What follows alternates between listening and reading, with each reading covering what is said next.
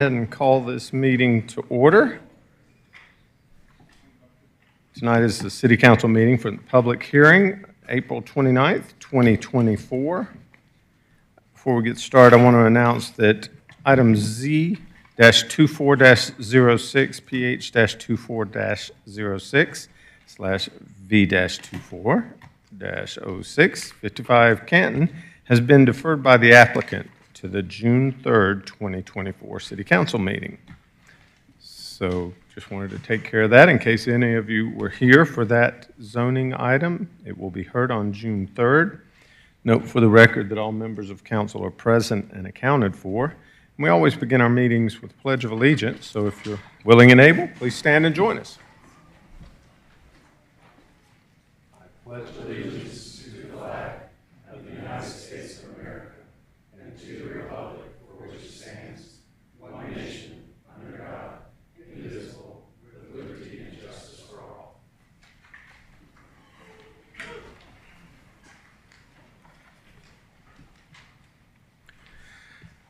First item up on our agenda this evening is the presentations and proclamations. We have a proclamation for Public Service Recognition Week. I'd ask Mr. Lagerbloom and Chris Randall if you could join me up front, please.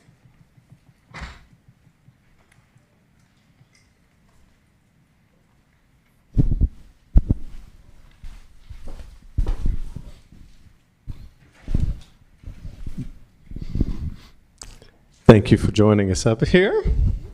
Is there anything you'd like to say?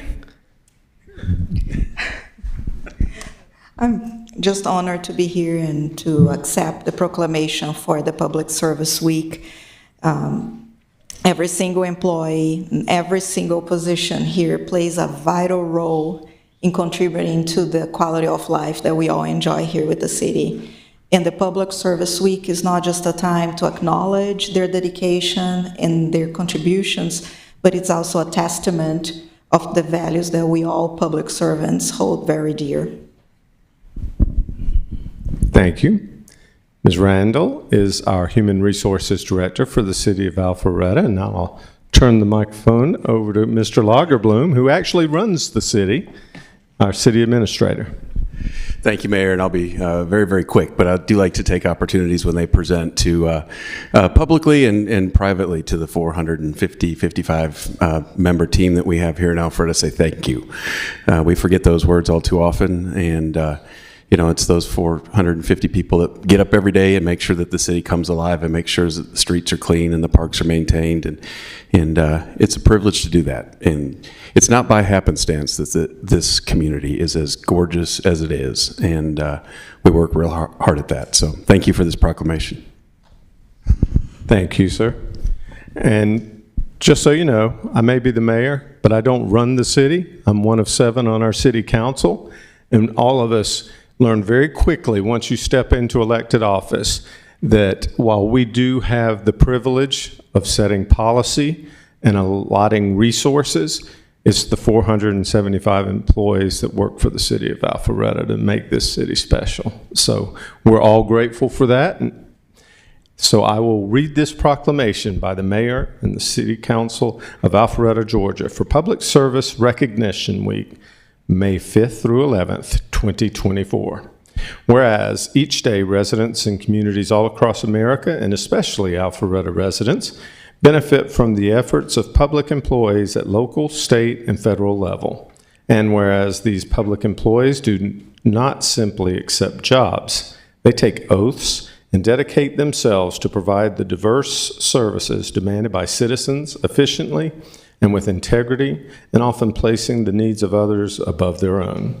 And whereas public servants include military personnel, police officers, firefighters, teachers, public works crews, engineers, planners, accountants, excuse me, Tom, administrative professionals, and dedicated personnel, and countless other occupations.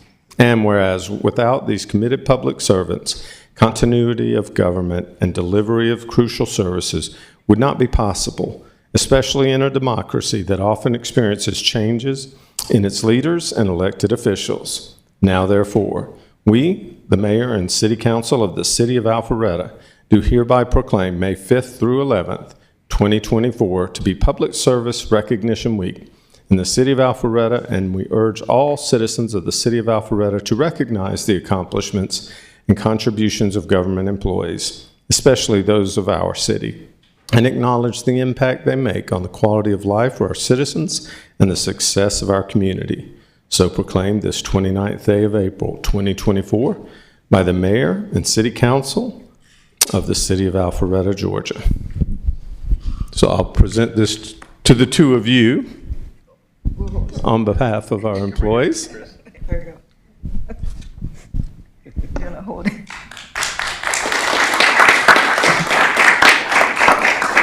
Thank you.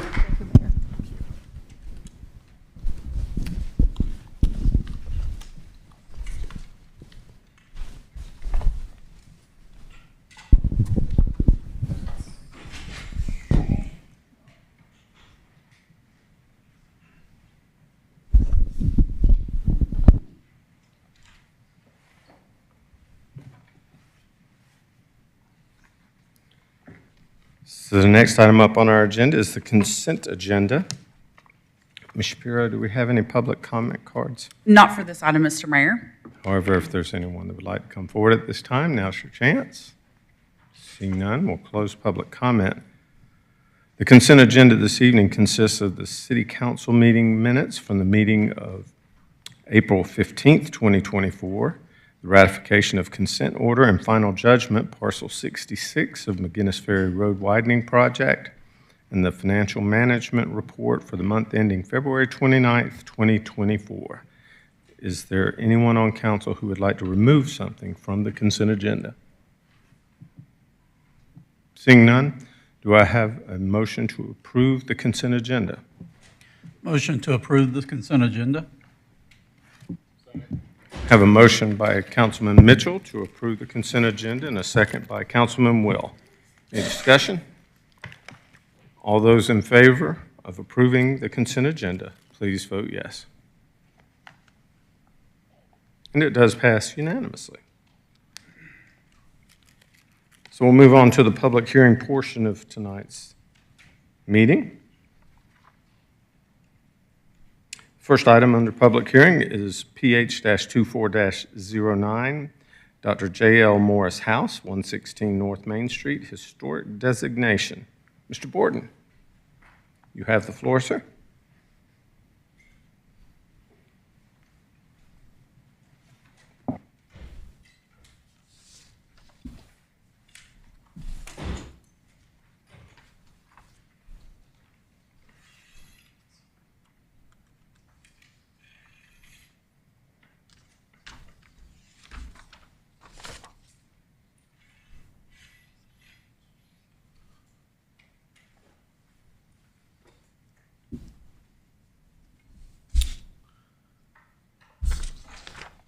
The applicant for this project is Brent Beecham.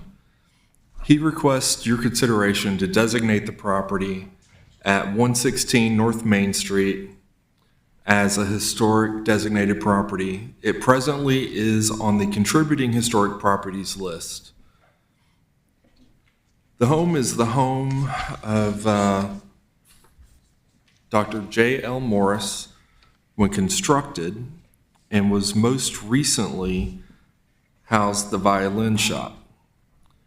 The property was included with the approved redevelopment of 126 North Main Street by Mr. Beecham, which included 2 3-story buildings as well as the refurbishment of the Morris House, which was built in 1935 and is 89 years old. You can see in the rendering here, on the left side is 100 North Main Street, and on the right side are the 2 proposed buildings that would be part of the 116-126 project. And in the middle there is the house that we are here to have designated this afternoon.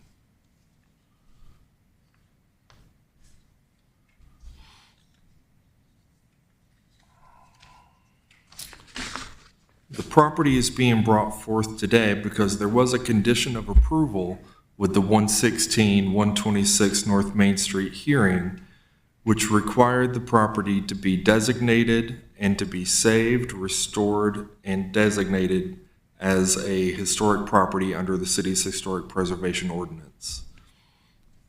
The Historic Preservation Commission voted to approve the designation of the property at their last meeting, where there were no comments from the public. And now, because the designation of the property will be added to the Unified Development Code, this is being submitted as a text amendment to be adopted as an ordinance. It will be read today by our city attorney for the first reading and will return for a second reading at the next city council meeting. If there are any questions, I'll be glad to take those now.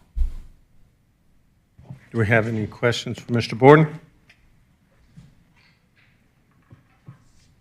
Thanks, sir. Thank you. Ms. Shapiro, do we have any public comment cards on this item? No, Mr. Mayor. However, if there's anyone that would like to come forward, now is your opportunity to do so.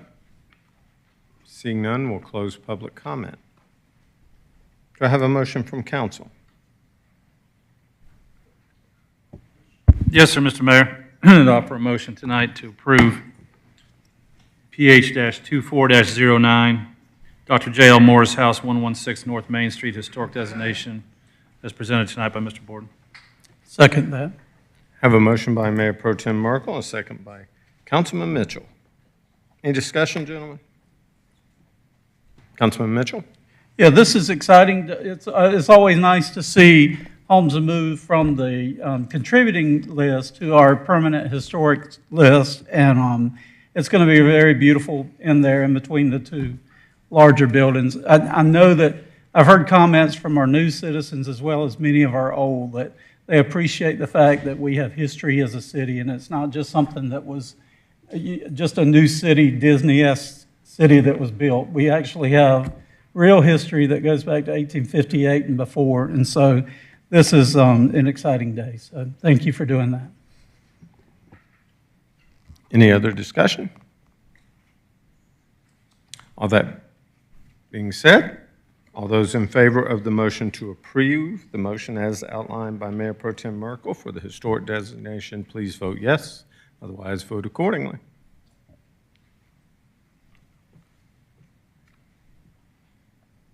And it does pass unanimously.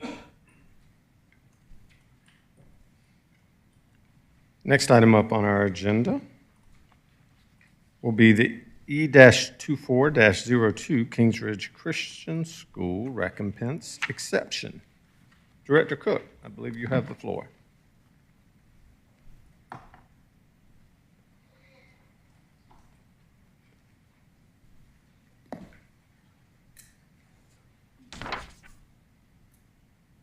Good evening, Mayor and Council. The next item is shown to you on the screen. It is the part of the Kingsridge campus, which is overall a 91-acre campus. The applicant is requesting an exception to eliminate tree recompense associated with the construction of a baseball field on 19.4-acre portion of their property. Kingsridge Christian School is expanding its athletic programs and facilities, and the required tree recompense limits the school's ability to build the baseball field. And of course, if this was a public school, they could build the fields without having to comply with any of the local tree ordinances. But for a private school, they are required to comply with the local ordinance. Property is zoned special use. It's developed with 3 former single-family homes and a softball field. A rezoning and variance were approved on the property in 2013 to allow an encroachment into the 100-foot stream buffer for the construction of a baseball field. And conditions of zoning required an exchange for an additional stream buffer, so they were able to average out their stream buffer. And I'll show you what their site plan looks like for the ball field.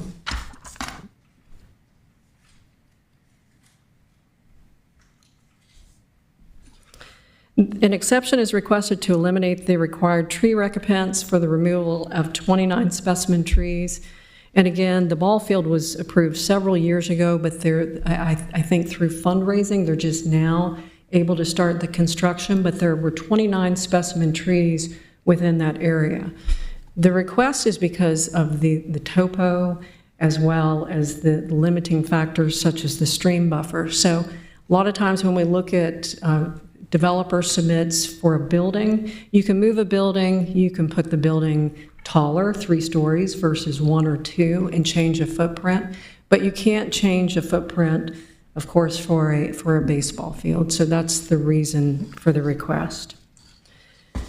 They also submitted their overall master plan, and the master plan that they've had in place shows several areas that they plan to expand over the years.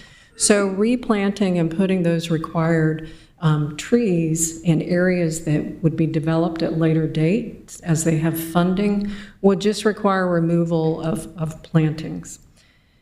So that is their request, and they also submitted an overall master plan that shows that the total property over 90 acres meets the city's requirements of 130 inches of trees per acre, and in fact it exceeds it by about 4,000 inches of trees. So we are recommending approval of the request with subject to 4 conditions, and I'd be glad to answer any questions that you may have. Do we have it? Do we have any questions for Director Cook? Thank you, Ms. Cook. Ms. Shapiro, do we have any public comment cards? We do have one public comment card this evening for this item, Mr. John Ellis. If you'd like to come forward.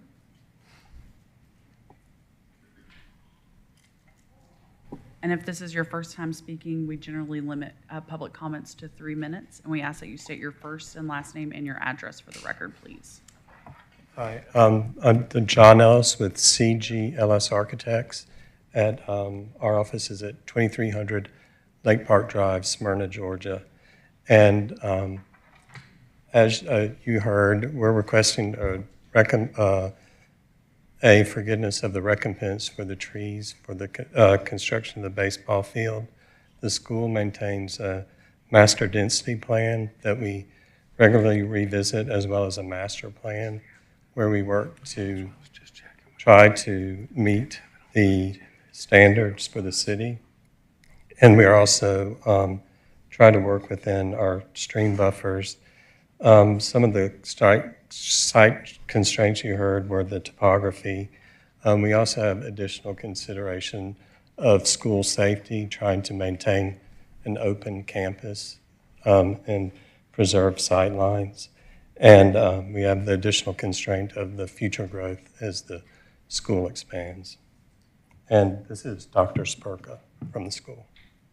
Mayor, City Council. I apologize for my attire tonight. I just came from baseball, our baseball game. We just won our first game in the second round of the state playoffs over at Veterans Field. And so for the last 23 years, we had a vision of building a baseball field on our property. And in fact, it'd be nice because our school was founded by Hall of Fame pitcher John Smoltz. So we appreciate all your support, and we are here to continue our relationship. You've been a great advocate for Kings Ridge Christian School in our 23 years history, so we thank you for that. And sir, if you don't mind to just state your first and last name and address for the record, please. Edward Spurka, S-P-U-R-K-A. Thank you. Now, just to clarify, you are the applicants on this, correct? Yes. Okay, I didn't have anyone named in here. I just wanted to make sure for the record that you were presenting as the applicant, Yes. not just a public comment? That's correct. Yes. Okay, does anyone on council have any questions for the applicant at this point? Thank you, gentlemen. Thank you. Now, if there is anyone from the general public who would like to comment on this item, now's your opportunity to do so. Seeing. Okay. So, seeing no one come forward at this time, we'll go ahead and close public comment on this item. Do I have a motion from council? Yes, sir, Mr. Mayor, I'd offer a motion tonight to approve the item E-24-02 Kings Ridge Christian School tree recompense exception as presented tonight by Ms. Cook. We have a motion by Mayor Pro Tem, second by Mr. Brady, Councilman Brady, I believe it is. Any discussion, gentlemen?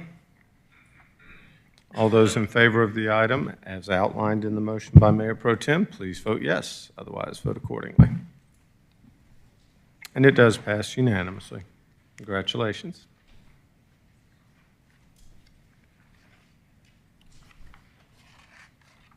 So the next item up under public hearing this evening will be CLPUP-24-01/Z-24-04/V-24-04, Upper Hembrick Tract, Empire Communities.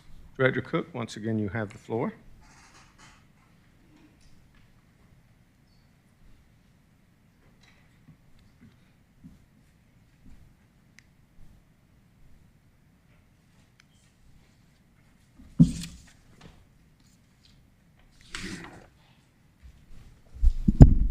Mayor and Council, this item was deferred at the April 29th public hearing.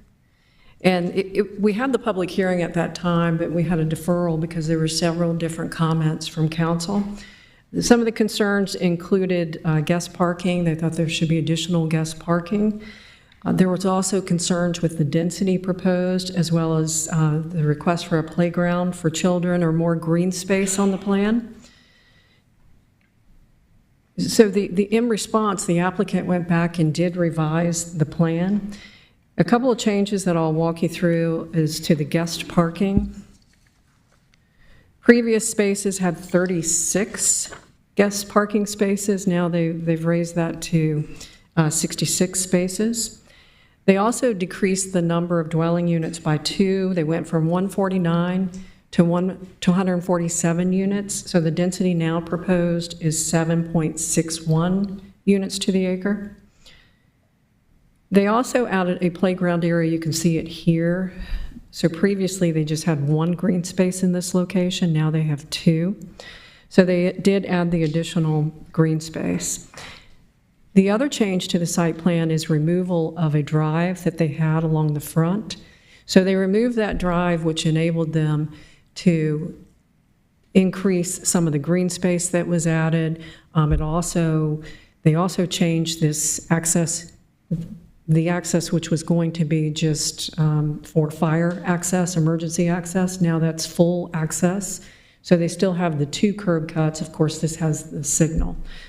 So those are the changes from the last plan, and I'll show you quickly the last plan just to get you oriented with this.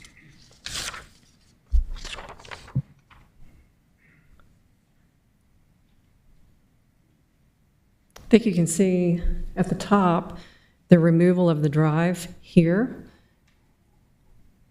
And then there's also several areas where they've added additional visitor parking. You can see that all around the different green spaces.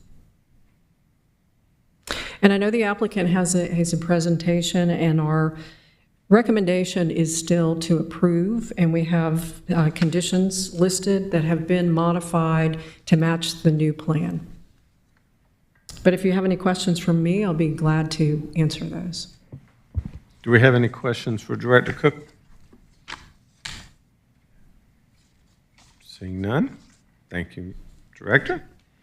Ms. Shapiro, do we have any public comment cards on this item? We do have one for this item, Mr. Bob Cummings. Okay.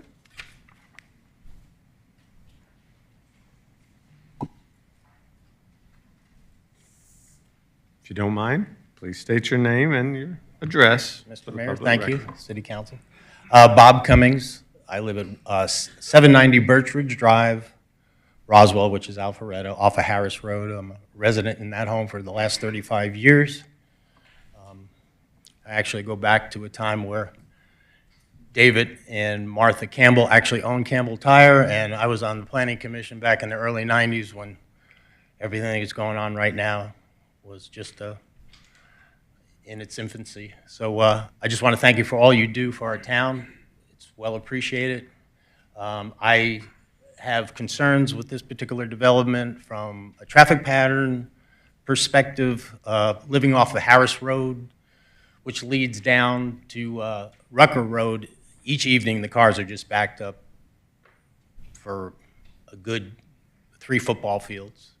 And I just see with these number of homes And I was kind of looking, I just saw this today, but I was kind of looking at the traffic site study, and I think, I could be wrong, correct me if I am wrong, 500 to 1,200 additional cars on Upper Hembry each day.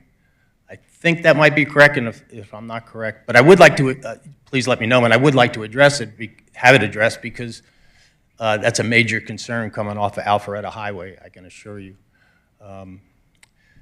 So that was one of my concerns, and also, you know, the density concern, 149 or 147 homes in that particular lot, which I'm very familiar with because I saw it being built and walked all my dogs down there for all the years and used to listen to Harry play jazz during Christmas time. I mean, I'm really familiar with it. It just seems unreasonable for that many homes to be on this particular parcel. I mean, it's just like incredible. And I looked at, you know, just what they're going to do there. It's a beautiful looking layout, of course, but you've got a small dog park, pools, a meeting center, probably a gym, a parking lot, I think in the back. I mean, this particular part of town is, I mean, this is pretty much a shocker that you would try to put, you know, this many homes starting at 1,200 square feet in this particular area. I mean, I'm right down the street on an acre and a half. I mean, I'm pretty perplexed about it all. So that's another one of my concerns. Also, just, and I think you might have addressed it last meeting, and I was out of town, so I'm sorry I wasn't here, but, you know, just how the commercial traffic, like Amazon trucks and UPS trucks, and then you have school traffic, buses, you know, just how is this all going to really work in the end? And I find it to be quite confusing as to how it's going to pan out in the end. So, you know, on behalf of my wife and I and some of my neighbors here, I mean, we do have concerns. I mean, powerful concerns about this particular development. So, and then my last, and maybe this did come up in the previous meeting, but you know, I'm not really clear about the starting prices of these homes. I mean, at 1,200 square feet, maybe it was addressed, and maybe someone can address that. But you know, obviously, that's going to impact the values of our homes in this particular area. And I guess my last concern is now that this has been, I think it's changed from commercial to, is it R8? We typically do limit comment to three Oh, minutes. 3, okay. Yes. So anyway, you have those are my about 3 10 major seconds. ones, but I thank you very much. Thank you for having me, and you're doing an awesome job, and we all appreciate that in Alpharetta. Thank you. Thanks, sir. Would the applicant like to come forward? I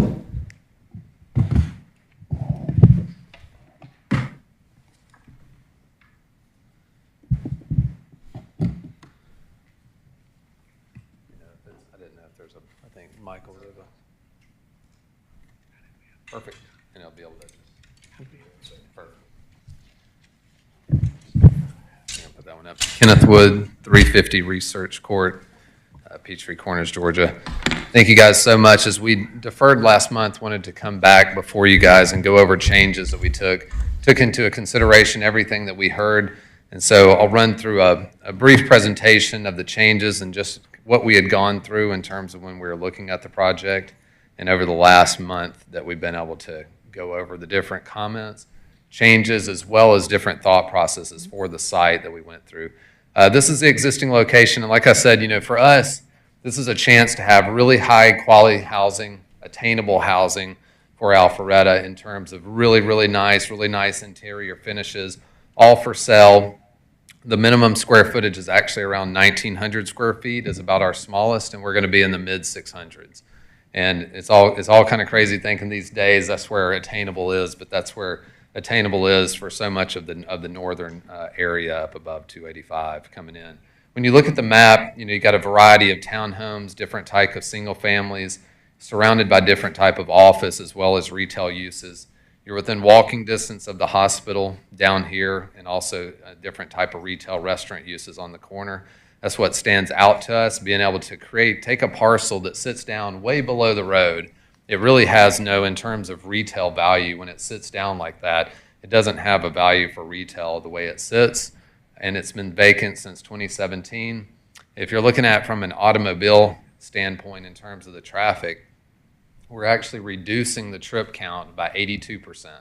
So from what it's zoned as PSC today to what it would be as R8AD, that is actually an 82% reduction. So if another store came in and said we're going to open a new grocery or a larger retail facility in that, or knock it down and build something larger or similar size, that would actually be that much of a reduction. But the biggest thing that hurts this one from a retail standpoint is when you drive by it, it sits way below the road, and that is an issue for all type of retail. Looking at it from the redevelopment play that we have, we're able to take this, which sits around 80%, 85% impervious, and take that way lower and look at different types of creative green spaces that we can do for the property and different type of amenities for the property that we can do, as well as improve the access from previous. So this is where we were for the plan. We had our front-loaded units just around the outside, our larger units, and then we had our rear-loaded units, everything facing a green space or a pocket park, so that every entry basically through here was pocket parks. And the comments, as Kathy said, is we were looking at was what can we do to increase the amenities? Can we look at green space? Can we look at playground, active amenities, passive amenities? Can you also look at the lot count? Can we also look at a different way to look at guest parking? Can we spread it around the lot even better? And so we were around the 30 count. So this is our new plan. And the thought process was let's take out this road that intersected here. So what that gave us the ability to is still have the really good entrance here where we have left turn lanes, we have a signal, we have decel lanes, we have all the traffic improvements the traffic study would tell us to have as a full build out. We also have turn lanes up here in the top as well. And this gives us the ability now to circulate, flow, and leave in both directions and not have this cross access that was more of a one-way. The other thing that did for us is it gave us the ability to continue to save all the trees up here and provide more green space by taking out that entire road. We only shifted the site just a little bit, but what it allowed us to do was kind of rethink this area in the middle, and we created this really large green space. This green space is over 250 feet long, so just under a football field, about 75 yards of it. It's also very wide at 80 to 90 feet through here, and it can have a playground. It can also have a bark park that could be through here, also different passive amenities. And we still have our really, really large amenity that's through here, and that would be our primary. When you drive in, that's some of the images that you see on that board where you can see the clubhouse and the large room here. We also carved out another area here for green space with additional parking that would have the mail kiosk. And what this enabled us to do was provide parking up here, provide parking in all these different locations, provide parking all around the park, as well as up here. Plus, we still have the two-car garage, 2 in the driveway, meeting all those requirements for what we're looking at, and really being able to distribute the way we looked at the site and have everything through the site here, especially amenity-wise, spread out. Because previously, if you remember from the previous one, we had a dog bark park here, and then we had the larger one here. This gets another really large amenity up to the other part of the development. That way, from wherever you live in here, it's a very short walk, whether it's down your green corridor or out the back door into basically getting down to the green space that we have going through. As far as the plan, just flipping through these, all of the requirements for the pond, for the different lots that we were looking at, and we were looking at the different lot sizes, the road frontage where we're able to save the trees, we're able to come up with that shrub frontage, a uniform look. We're taking out the acceleration lane that is not a style that is used anymore. We're also able to save the trees, so none of that changed. We only added green space, we only added additional parking. In addition to that, you guys had heard from the homeowner in Roswell, Jeannie in Hembry Forest that lives behind us. Everything that we discussed would also be the same, where the fence that's about 50 feet from her, that would remain through demolition that's located here, as well as these would be the basically new planting strips that we would come through from here with a fence that we have agreed to with them. This is the plan where we looked at, and that was over 150 units for the townhome plan and more of the justification plan for the development. This is our current site plan that you guys have, and from a data chart standpoint, we are at 147, and we are at 66 for the parking lot. And just kind of zooming in on this area, the idea was really to be able to have a good bit of parking around this amenity and around the other amenity, and then also in different locations through the plan that is here. And as far as how this feels, back through here and back through here, this is still our vision. This is still our vision for being here, having the high-quality homes. And like I said, mid-sixes, 1,900 where they start, and then they go up and over 2,000 square feet as you go through them, all for sale, running through these. And with that, I have Paul Corley. He's the principal for Empire here tonight. He also wants to say a few words about the development as well.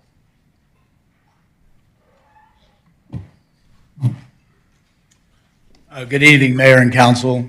Paul Corley, 365 Ivy Knoll. I want to take a few minutes and talk a little bit about the history and background of the property, and then also discuss what I think are some important items as you consider the support of this project. You know, as most of you know, this building has been completely unused and sat there vacant since 2017. You know, it's obviously its use is kind of past. And the positive thing about that is that this has really created an opportunity for us to fill a need for attainable housing. And for the people that live here and the people that work in your great city, you know, we have an opportunity to create a great community with high design, detached single-family homes with amenities. These families and homeowners not only will be able to enjoy our community, they also have access to your great amenities, and they're in great school districts. Milton High School is a fantastic opportunity. A little bit of history on the property. You know, KBC Advisors launched the marketing efforts for Amazon back in August of 2023. Most all of our competition or other builders jumped at it and said, we're going to build a bunch of townhomes. And we immediately said to them, wait, let us work with staff on what this thing should really look like. So we worked diligently with Kathy and her team on a plan that would fall well within the R8 designation.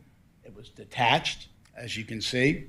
KBC Advisors and Amazon recognized that this was the most appropriate use, and we were awarded the contract. So from that point on, we've spent a significant amount of time and energy with staff creating the land plan and vision for our homes. You know, it's really an exceptional opportunity. It's a great community if you think about, you know, the ability to deliver homes, and it's hard to believe that 600 is attainable, but that's where the world is today when you look at land prices and construction costs here in a city like Alpharetta.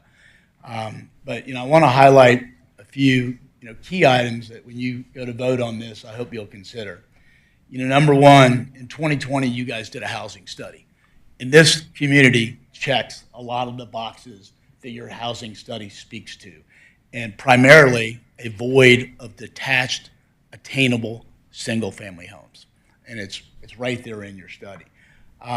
You know, also, until tonight, we had worked with all the neighbors as it related to any opposition, and we successfully worked with them to alleviate any concerns. You know, we do have staff approval. We received a 6 vote at the Planning Commission, and as Ken pointed out, we took the concerns that were raised at the last meeting and we addressed those. You know, one of the things, if you look at Mayor Gilvan's State of Alpharetta address, you know, so there were so many things in that said, you know, Alpharetta is a great place to live, work, and play. The live part of it is getting that much harder. You know, you look at the challenge with housing in terms of land costs and construction costs rising each and every year. This is an opportunity we shouldn't pass. You guys have some great things going on. You have 4,800 businesses here in the city. You're projected to add 2,200 homes this year, but you also have 44,000 people that leave your city at nighttime. Don't know exactly that this is the reason, but I'm sure a lot of it is because they can't find or afford a home here in your city. If you add that together with all the people that want to work and live in this city, we shouldn't pass up this opportunity. This is a great opportunity to provide an exceptional community that is needed here in Alpharetta, that we're very proud of. When you can take a piece of property that's large enough to create the site plan that Ken really did a detailed job of explaining. It's going to be highly successful. It's going to be something you all will be proud of, and we will too. So I hope we'll get your support tonight. I'll save the rest of our time for any questions or rebuttal. Thanks, sir. Any questions for the applicant? Councilman Hypes? Not at this point, sir.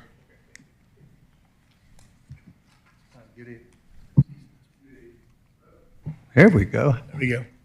Good evening. Appreciate the presentation. I really want to focus on one aspect of your presentation, and it has been mentioned repeatedly and emphasized about attainable housing, affordable housing, $650,000. So there's a little backdrop to my question, so you have a context of where I'm about to ask. I'm aware of a development that you might be aware of over by Avalon. It was pre-construction was going to be in the 800s, now it's going over $1 million, and it's under construction. I'm aware of a development over by North Point Mall that was between $350,000 and $400,000, and now they're going for $600,000, and they're still coming out of the ground. The definition of attainable is oftentimes a number that is presented by an applicant, but after you go through demolition costs, site development, whatever unforeseen things you run into, construction costs that you don't have control over, and then making a profit, which you're entitled to, and selling them for as much as you want, do you guarantee $650,000? I'd like to guarantee it, but there's no doubt I'm not going to cannot. guarantee it. I mean, look, can you guarantee me a dozen eggs, the price of a dozen eggs in 2 years? I mean, inflation is a challenge. What we try to do, Councilman, is whatever submarket we're in, we're trying to be as attainable as possible. That definition is certainly changing. I mean, we've had, all the construction costs, all the land development costs. It's an opportunity in today's market as we sit here today to be attainable. But- that is but certainly a challenge. It's a good, and I want to hear from you. Yeah. Is it a fair statement that it's a good faith number given what you know now, but that may or may not be the price? No, I think we'll be in the 600s. I absolutely do. Yes. Thank you. And one of the reasons is as you noticed, I mean, our minimum square footage, we're averaging a little bit over 2,000 square feet. That's how we get there. I mean, you get there with a smaller product, and that's in today's market. That's a reality. Any other questions for the applicant? Thank you, sir. Thank you. Ms. Shapiro, since the gentleman expressed an interest in speaking, I'll allow public comment. You have 3 minutes, sir. Yes, sir. We need to be able to hear you, and I need you to speak into that microphone for the public record, if you don't mind. Name and address. Sorry for interruption before, but I couldn't see you beyond the card here, so that's why I stood up. Not a problem. Trying Okay, to my give you name the is benefit Bob of the doubt Vanderhorst. here. Yep. I represent Bellsmith Regency. It's a community of 84 homes diagonally across Upper Henby Road from the proposed project. We were very, very happy when we saw that this was going in, and we were very interested, and we invited members from Empire to join us at a board of directors meeting. And they came and they made a wonderful presentation. They took care of all of our questions, and they left and we felt very, very comfortable with what was going to happen. It was such an eyesore for 6, 7 years, that old Harry's building down there. And we were afraid to be something more, could be a factory, anything like that going in. But this community was something that we look forward to. We think it'd be beneficial for us as neighbors across the street.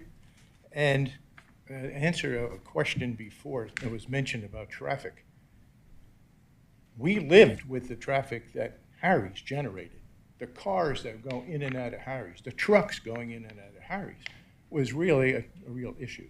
So we're not concerned with the traffic, car traffic going in and out of Fernleaf. So I'm just here to say that we, Bellsmith Regency, neighbors across the street, look forward to this new community. Thanks, sir. Lauren, you want me to fill this out?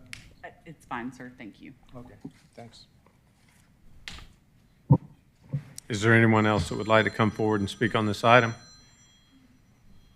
Or turn off their phone? Seeing none, you've already spoken, sir. Thank you, though.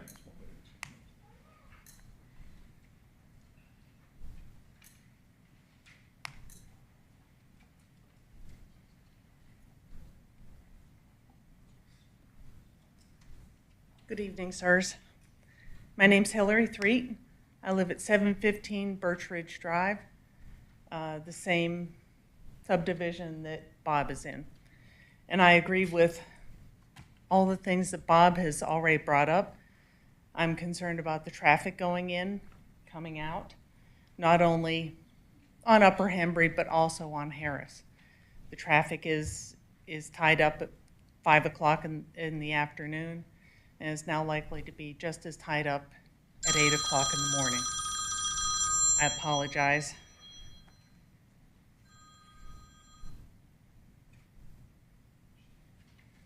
I'm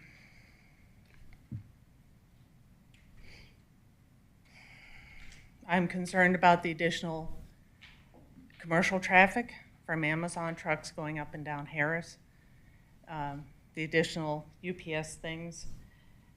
I'm concerned about the uprooting of all the asphalt that's there and the tearing down of the buildings. And as far as working with the neighbors that are, the gentleman just talked about, he did not include anybody else in the immediate area that may be affected by the traffic, the construction, whatever else may be going on. I just wanted to put in my 2 cents. Thank you. So noted. Thank you. Is there anyone else that would like to come forward at this time?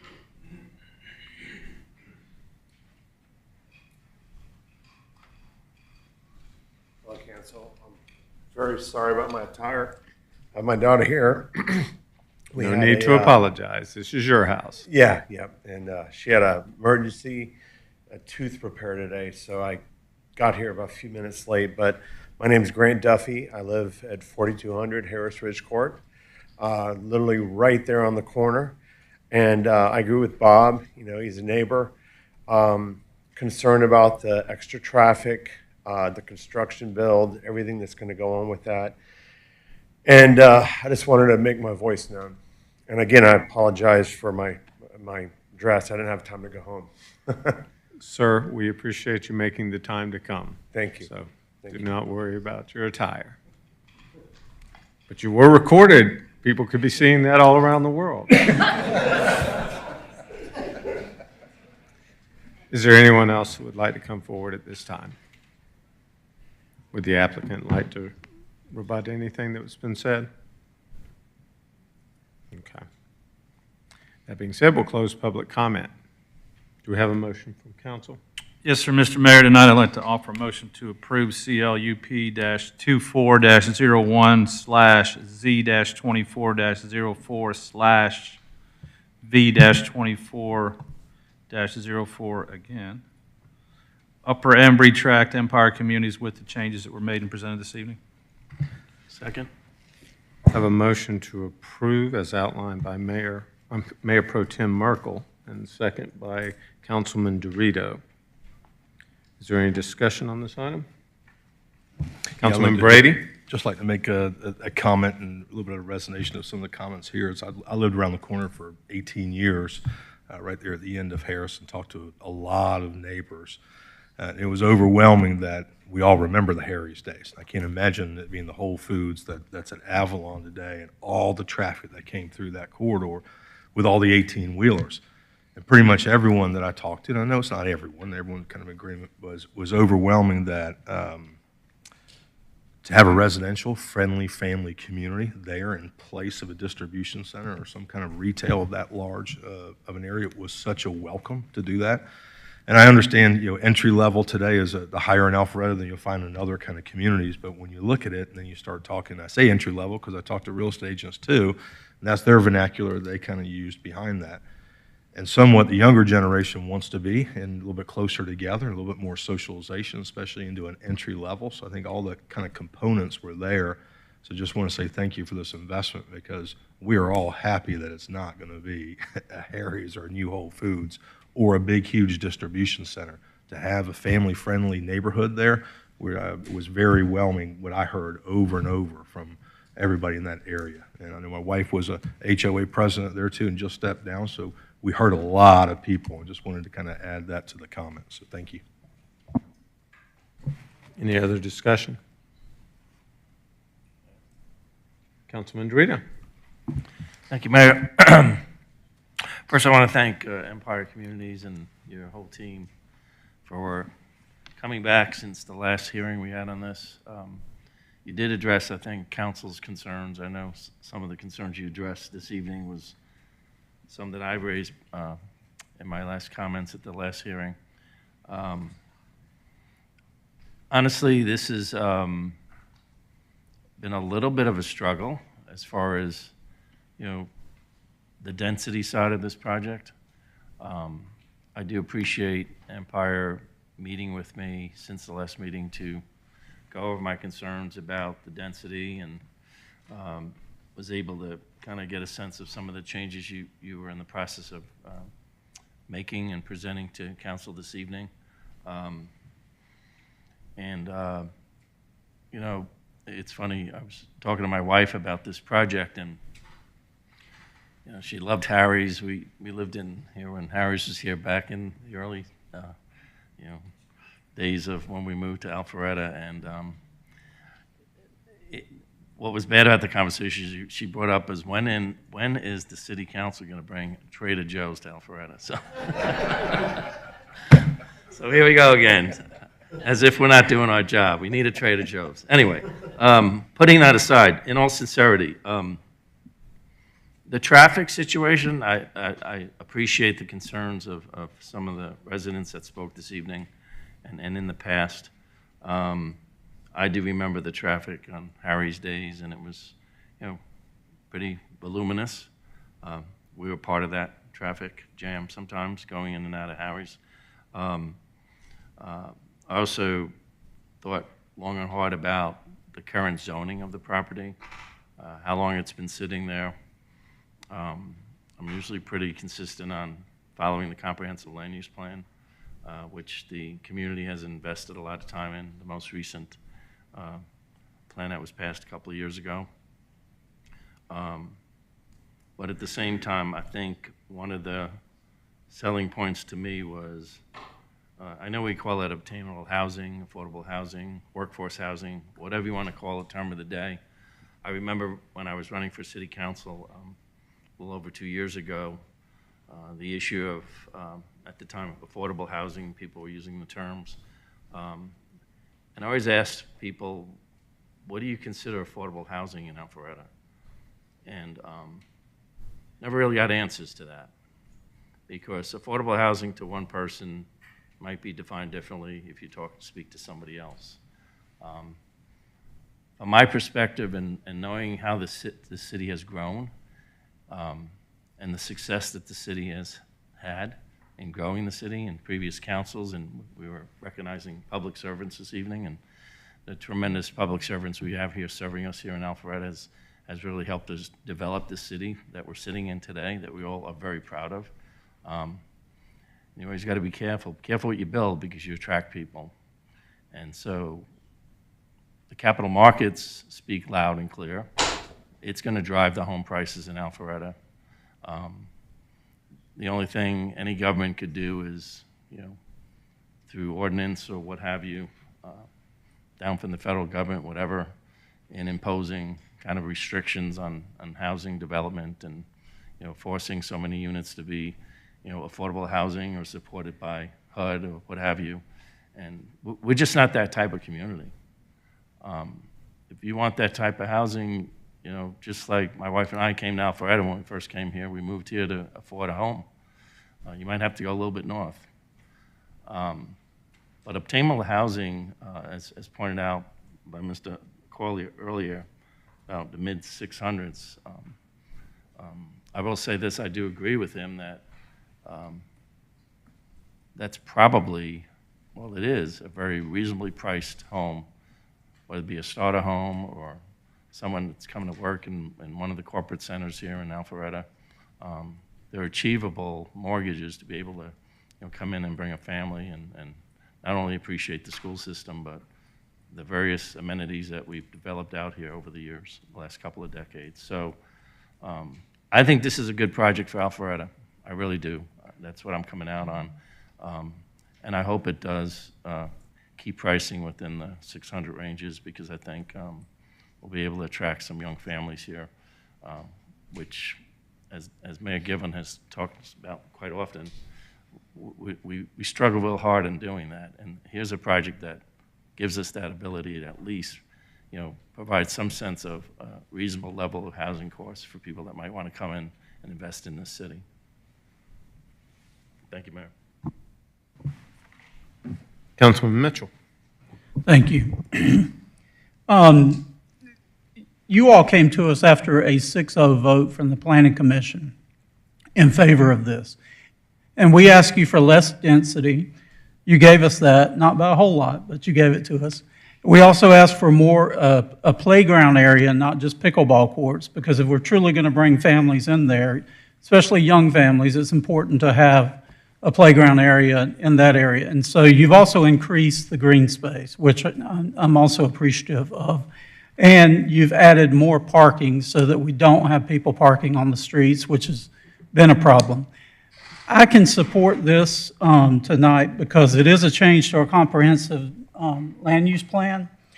But right now, a distribution center could go in there. There are a number of undesirable things that could go in there that would cause a lot more traffic. And you tell us it's based on your traffic studies, it's an 82% reduction in traffic. And I know that's going to be hard for the community to handle because it sat empty for a while. But if you compare it with what was there when Harry's was there and the distribution for Whole Foods, it will be a reduction in traffic from those days. So I appreciate you listening to us, even after a positive vote from Planning Commission. And I appreciate all that you've done to work with the community as much as you can and get their approval and input into the project. So best wishes. Mayor Pro Tem. Yes, it's been brought to my attention that I failed to include in my motion to approve to add in staff conditions as presented this evening. Is that acceptable to That's Councilman acceptable, Dorito? Mayor, yes. Okay. Everyone clear on the amended motion? Any further discussion? So I don't want to give the same spiel I did the last time you were in front of us, but I'll share some of the same perspective you've heard from my perspective. It's always been, as a resident and as an elected official here, it's been my priority to maintain a really healthy balance of owner-occupied housing to rental housing. That's why we have it in our comprehensive land use plan now, we have a ratio to try to balance that, because we only have so much developable land now. I don't have a new number. The last time we heard was a few years ago. A consultant looked at the city of Alpharetta and said we had 400 acres of land that wasn't in a floodplain and was developable. And that was years ago. That's before much of this construction recently, the major mixed-use developments on Haynes Bridge. So when you think about a city like Alpharetta, none of us could have anticipated how wildly successful this community had been 10 years ago. And that's fantastic. We live in a really special community now, but real estate is like everything else. It's supply and demand. And so my goal, our council's goal, is to continue to grow the housing stock here, to give more people an opportunity to live and work in our community. most of the people who want to build things in Alpharetta want to build apartments. It's a high return on investment, but the turnover is in the housing. You know, people typically live in a home, if they own a home, for years. They're paying a mortgage, they stay there longer, they raise their kids here and things like that. In rental housing, typically it turns over. 2 years maybe is the average for an apartment or something like that. And so when I looked at this the first time, sure, I'd love to have lower density. But the only way to get lower density is to spend more on land that's going to be grass. And so you just make the pricing go higher. And we had that discussion a few weeks ago. It is the more we dictate the style of housing and the architecture and things like that most of us have come accustomed to in the city of Alpharetta, that adds money to it. And it breaks my heart that 650 might be attainable now, but it would break my heart even more if it became an Amazon distribution center, because they wouldn't need a rezoning. and, you know, they could make it a last mile distribution center if they just wanted to. They wouldn't even have to ask us for that. And so I think this is probably the best outcome I can expect here. And I do think the traffic will be less than any of the other available options. So I do support it. That being said, all those in favor of the motion as outlined by Mayor Pro Tem Merkel, please vote yes. Otherwise, vote accordingly. And it does pass, 6-1. Thank you. Thank you. Congratulations. So as I noted earlier, the next item on the printed agenda will be deferred until June 3rd. It will not be heard tonight. So the next item we'll be taking up will be CLUP-24-02/Z-24-07/V24-07. Park Wall. Mr. Borton, you have the floor, sir.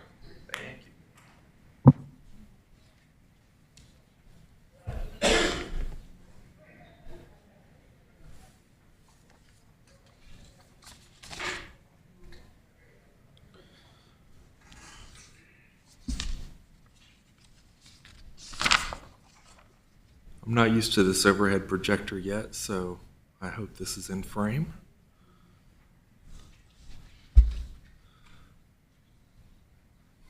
So this is the public hearing for the Park Walk Unit 2 project. The Providence Group is requesting a rezoning of 3.41 acres located near the northeast corner of Old Milton Parkway and Haynes Bridge. The proposal is to rezone to DTLW, which is our downtown live-work zoning category, and would allow them to construct 34 townhomes. This would be at a density of 9.97 units per acre.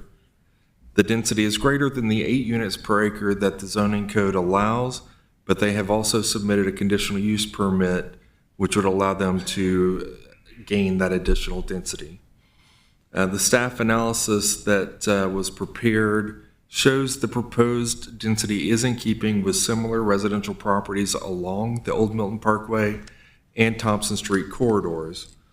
Additionally, the applicant has requested 3 variances, one which would allow for front entry units for 6 of the units. It would eliminate the requirement to provide interconnected streets with adjoining properties, and it would increase the maximum lot coverage from 70% to 80%.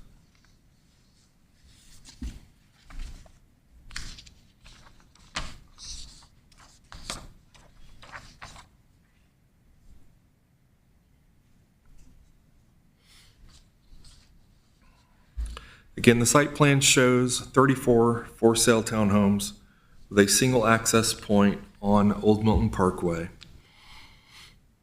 14 of the units are oriented towards Old Milton Parkway, and those are the 33-foot wide units. In the rear of the site, units 15 through 28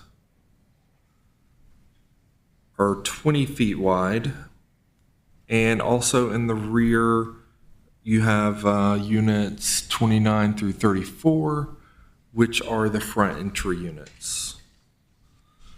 The site plan also shows a 15-foot building setback and 10-foot landscape strip across the frontage. And just a couple of other things to highlight. 8-foot wide sidewalk on Old Milton Parkway. They would be utilizing a 5-foot sidewalk internal to the site and 10-foot landscape strips on the east and west property adjacent to Cadence Bank and the Publix detention pond. The site has 14 specimen trees that are found on the property. The applicant proposes saving 3 of those trees plus 83 inches of tree groupings that are found on the site. Most of these are going to be in the northwest corner of the property adjacent to the tree save from Park Walk 1, and you can see that in here. The city arborist has confirmed most of the specimen trees on the property are in various states of declining health and therefore are not good trees to save. And then finally, with regards to the site plan, you can see in this area is where the stormwater detention facility would be provided as an underground facility. And on the top of that will be a pocket park.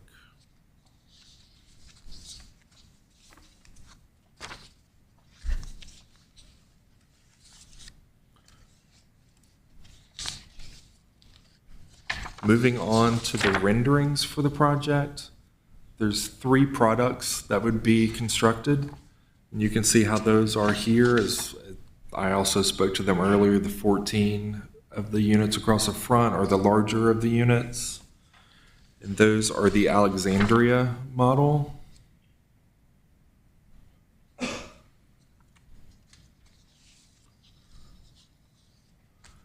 The 20-foot units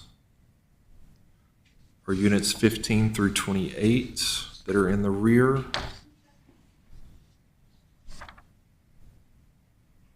And units 29 through 34 are the Chaucer model home. And those are the front entry.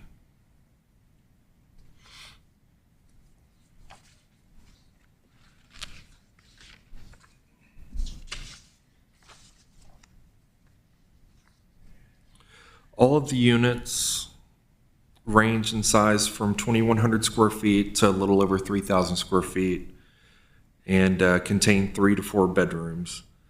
The city's downtown architectural consultant indicated the proposed photographs generally comply with the design regulations in downtown. Staff has reviewed the applicant's proposal against established review criteria.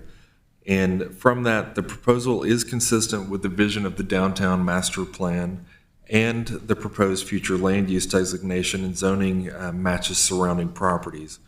In addition to the proposed density, is consistent with the densities approved along Thompson Street and Old Milton Parkway.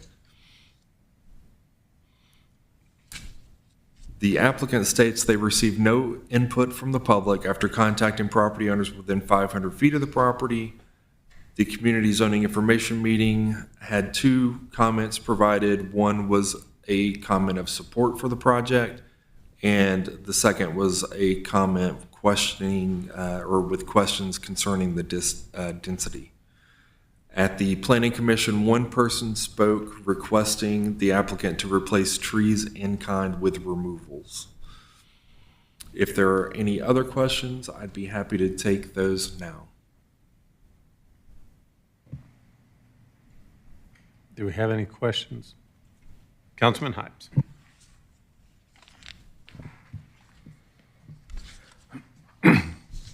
Mr. Borden, can you provide some background and detail on what the landscaping will be along Old Milton Parkway?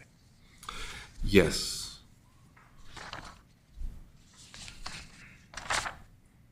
The applicant is probably more versed in the actual design, but I do have those plans here. This will give you a general idea. I think they were using oak trees in the 10-foot landscape strip. They're also showing a retaining wall across the front of the units, and those should match the same retaining wall type of a granite ruble wall as found at East of Main. This is an additional section here. This landscape plan has the wall stopping at Unit 8. It will actually continue to Unit 14. I don't believe this plan was updated. And then since I've got this here, I'll show you, this is Units 19 through 28. They will be fronting out onto this area here, which will match up with Park Walk Unit 1. So they'll be sharing a common green space and pedestrian access between the two. So for the frontage along Old Milton Parkway as people enter our city, is this the current plan, or is this, and is that a wall? I did listen to Planning Commission, and I understand there's something about a wall, but I was having difficulty from the plans understanding where the wall is and what the landscaping will be. Yes, sir. And if I'll ask the applicant, but I want to know what the city's recommendation is in that area. Staff had recommended a 20-foot landscape strip and building setback. This would align with other prior approvals in the Old Milton corridor, other than, I believe, Chelsea Walk. However, the Planning Commission did change it to a 15-foot front building setback and a 10-foot landscape strip. I do believe that this is still fairly accurate despite the wall not being extended to 14 on this plan. But generally speaking, the wall is shown at the rear of the 10-foot landscape strip. Do we know from our city arborists, our tree people, that if the desired trees are planted there, that they will have enough room to flourish? We always seek more space. 10 feet, I think, might be on the smaller side than what we would like to see for like a large overstory oak tree. You can see, for example, at the Maxwell on DeVore, those units are set back about 10 feet, and that's also an overlapping 10-foot landscape strip. And it's difficult to fit that kind of tree in that space without touching the units. These homes would be set back an additional 5 feet, so there would be some additional canopy space. But 20 feet is what we would ideally like to see. Well, I'm going to be interested in knowing from somebody if trees can be planted to line Old Milton Parkway when we get done developing it or redeveloping it. And we can have a tree-lined street coming in, whether or not that's sufficient room. And I will ask the applicant. He's heard the question, so they'll probably address it, or she will. But I'd like to know where we stand on that, because I'm very particular about Old Milton Parkway. Yeah, and like I said, we believe that the 20 feet is what's necessary to get the larger canopy trees. But that is the recommendation before us from Planning Commission. Across the street, next to Guven Brothers, a recent approval, did we do 20-foot setback? Yes. All right. Thank you. Mr. Borden, just to follow up on that right quick, were you familiar with why the Planning Commission reduced that to 15? I was not present at the Planning Commission. I don't know if Kathy wants to speak to that.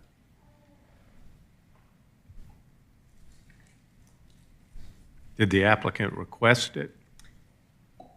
Yes, Mayor and Council, that is what the applicant was requesting. And so that was the change that the Planning Commission made. And one of the things that they mentioned is because of the granite wall was placed within that setback, and they believe that since it had the granite wall, that it would appear as more separation, but that's something that the applicant requested, and the Planning Commission agreed and changed the recommendation from the 20. Okay, thank you. Councilman Will. Mr. Borden, thank you. I have two questions pertaining to number 2 and number 18 on the conditions list. And these are maybe technical questions, but When we say we're designating it as a mixed-use live work, what does that designation mean, and how did they get it, and what does it give them? It's very correlated to the zoning category itself. So we've got a zoning category, downtown live work, which is what they're seeking. It does allow the opportunity for people to have a home office or a home business and maybe like an upstairs residential unit. So far, I don't believe anyone has moved forward with that kind of a development. But instead, the way that we've been looking at it is that it doesn't necessarily have to be vertically intertwined, but horizontally would work as well. Because we want to be able to have those residential uses adjacent to commercial uses, because there is so much intertwining between them. I guess I don't see the work aspect of this. This seems like a townhome subdivision, so why are we giving them a live work designation? And my question is, what are they gaining by getting that designation that they wouldn't otherwise have? They would, I guess the current future land use plan is set up so that it pre-identifies the zoning categories that the city would like to see on properties. So it was set up already to reflect a live-work kind of relationship. And so this project, when they came in, they're then told that this is the zoning category that they should apply for. So let me re-ask it a different way. If we take away that zoning category, what happens to the project? Then they would probably submit under a DTR, a downtown residential zoning category. Would it change anything to do with the number of units, the density? Would it change anything? I believe it would allow a higher density. It allows a higher density to do that? Yes, because DTR is generally found in the core of downtown. Okay. And number 18, this is maybe, I don't even know if you know this one, but it states that they're going to put a bus stop in, a bus shelter. Would that be the same location as that is one of the bus shelters? Can you answer that question? You know where I'm going.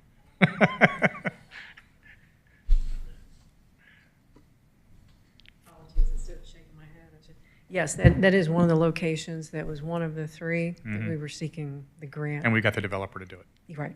He agreed to include that as part of his development. Okay. Thank you. Appreciate it. I think Mr. Brady, Councilman Brady, did you raise your hand next? And then Councilman Mitchell. Yeah, I'm just, more of a request just to talk a little bit. I know how important connectivity is and walkability is in the downtown corridor, and especially in this parcel. I think we had a meeting before about this and talking about the northern boundary and that parcel and how it was designed to be interactive. So I'm talking more about, we have the car flow, we got the 8-foot sidewalk in the front with a 2-foot grass, but what about the connectivity that people can walk through the northern boundary site? Can you talk about that for a second? Sure. So as you can see here, I'll just start from Old Milton Parkway. They have created this little park area, and it'll also serve as a fire truck turnaround. So that's where pedestrians can access from Old Milton Parkway.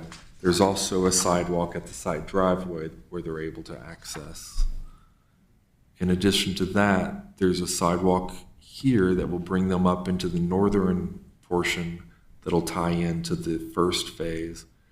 And there's a sidewalk connection here that would go up to Thompson Street as well as here.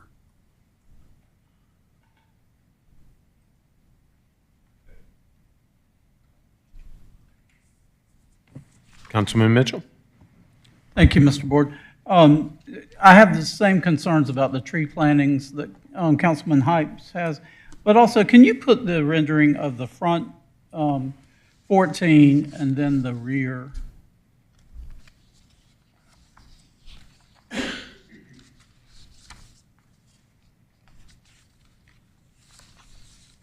I'll learn my lesson not to put these away too quickly next time. You're good.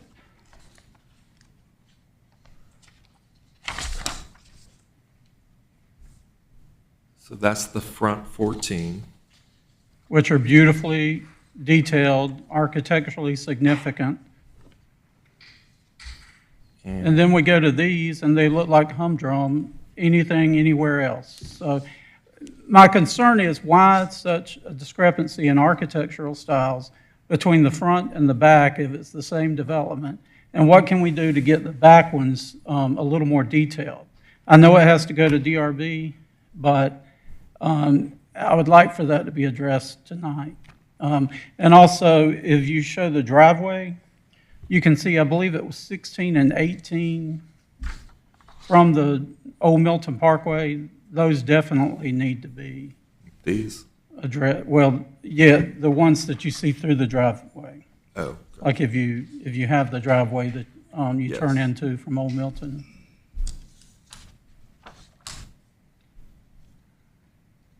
And 29 and 30. You'll definitely see all of that. And also, I want the confidence that the wall will continue on up to 14. So you don't have the answer to that without the applicant, is that right? No, the applicant is proposing to continue at 214. They are, okay. Yeah, we just don't have an updated front landscape plan that reflects that. Okay. But the city did ask for a 20-foot setback. Yes, sir. Okay, thank you. Any other questions for Mr. Borden? You may clarify, Councilman Will. I want to clarify this because either I didn't understand it or I don't understand why it's being done. So what I understood you to say was that the current density, if they kept it and did not use the live work, would give them a higher the current classification would give them a higher density. They're asking for a variance to get to this live work, which would give them a lower density. Why would they do that? I don't understand. No, I believe that we've confused you somewhere. Okay, that's what I thought. So Yeah. enlighten me, please. The DTLW allows up to 8 units per acre. Which is what they have now. And that's what they have now on the eastern portion of the property. The western portion is Zone C2. This specific project, they're requesting a conditional use permit, which allows them to exceed the 8 units per acre, but they have to provide a corresponding amount of open space. In this case, they've gone to 9.97 units per acre. So they have increased almost 2 units per acre. Is that increase part of why we're giving them the live work classification to No. allow them the increased density? No. Okay, so I still don't understand the live work, and I apologize, but I just don't understand why we're doing that. Maybe I could help, or Okay. Director Cook.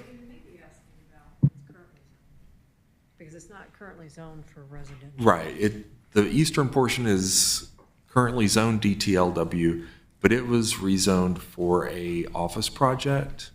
I think it was about, it was 2 buildings, multi-story, and a structured parking garage of about 52,000 square feet.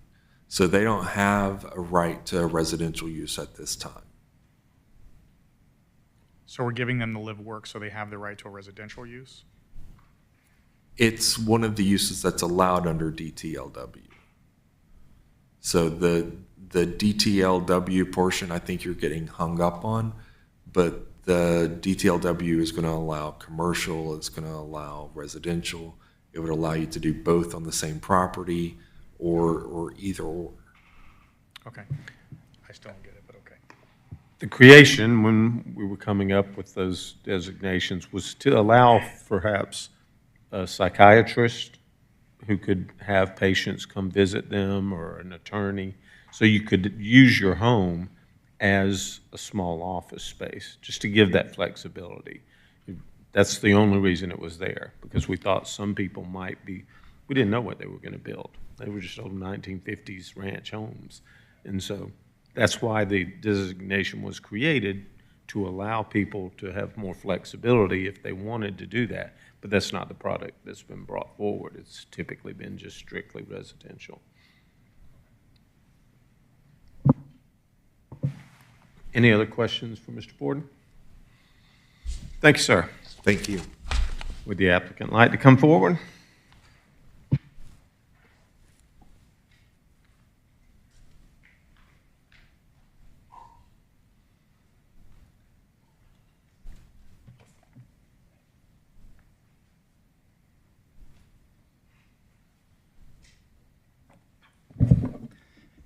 Mr. Mayor, members of the council, I'm Warren Jolly, president of the Province Group. So first of all, want to get back to the site. It's not showing up. There it is. Okay. Obviously, the site right now is a vacant funeral home, and that part is the part that was zoned for the downtown live work, which kind of goes eastward toward the Cadence Bank. That site there was approved for a 3-story office building, what he said about 50,000 square feet, and also a three-story parking deck. The property to the far western side is zoned commercial for Eckerd Drugs. So basically, how we got involved in this piece is that the property behind this, Park Walk 1, was zoned downtown live work, and it was owned by another group, and then they end up not closing it and wanting to sell it. We end up buying it. So it's in development behind this property. And then next to it is the Thompson Street lofts that are zoned downtown live work that are zoned at 10 units an acre.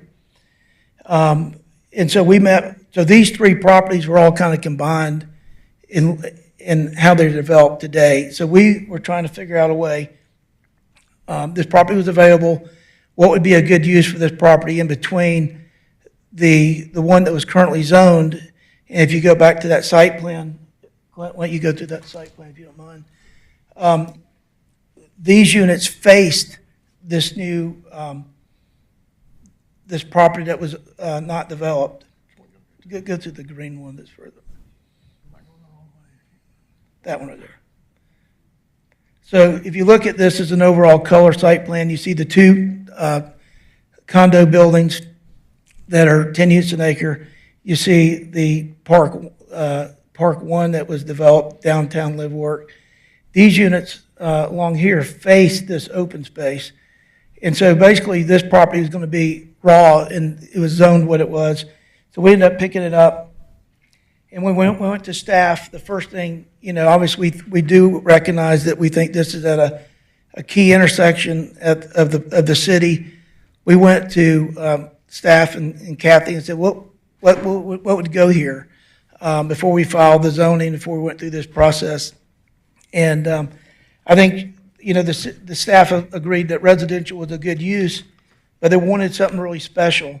And so, Glenn, if you go back to the rendering the other way. So when,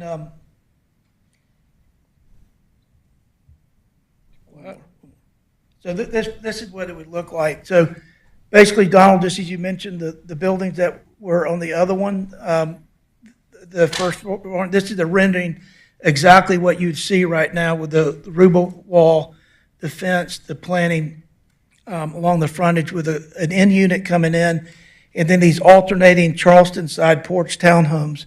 They're along the frontage. We built this property on Lenox Road called Alexandria back in 1999, and Kathy said, well, if you build something like this, I think I'd be okay with it.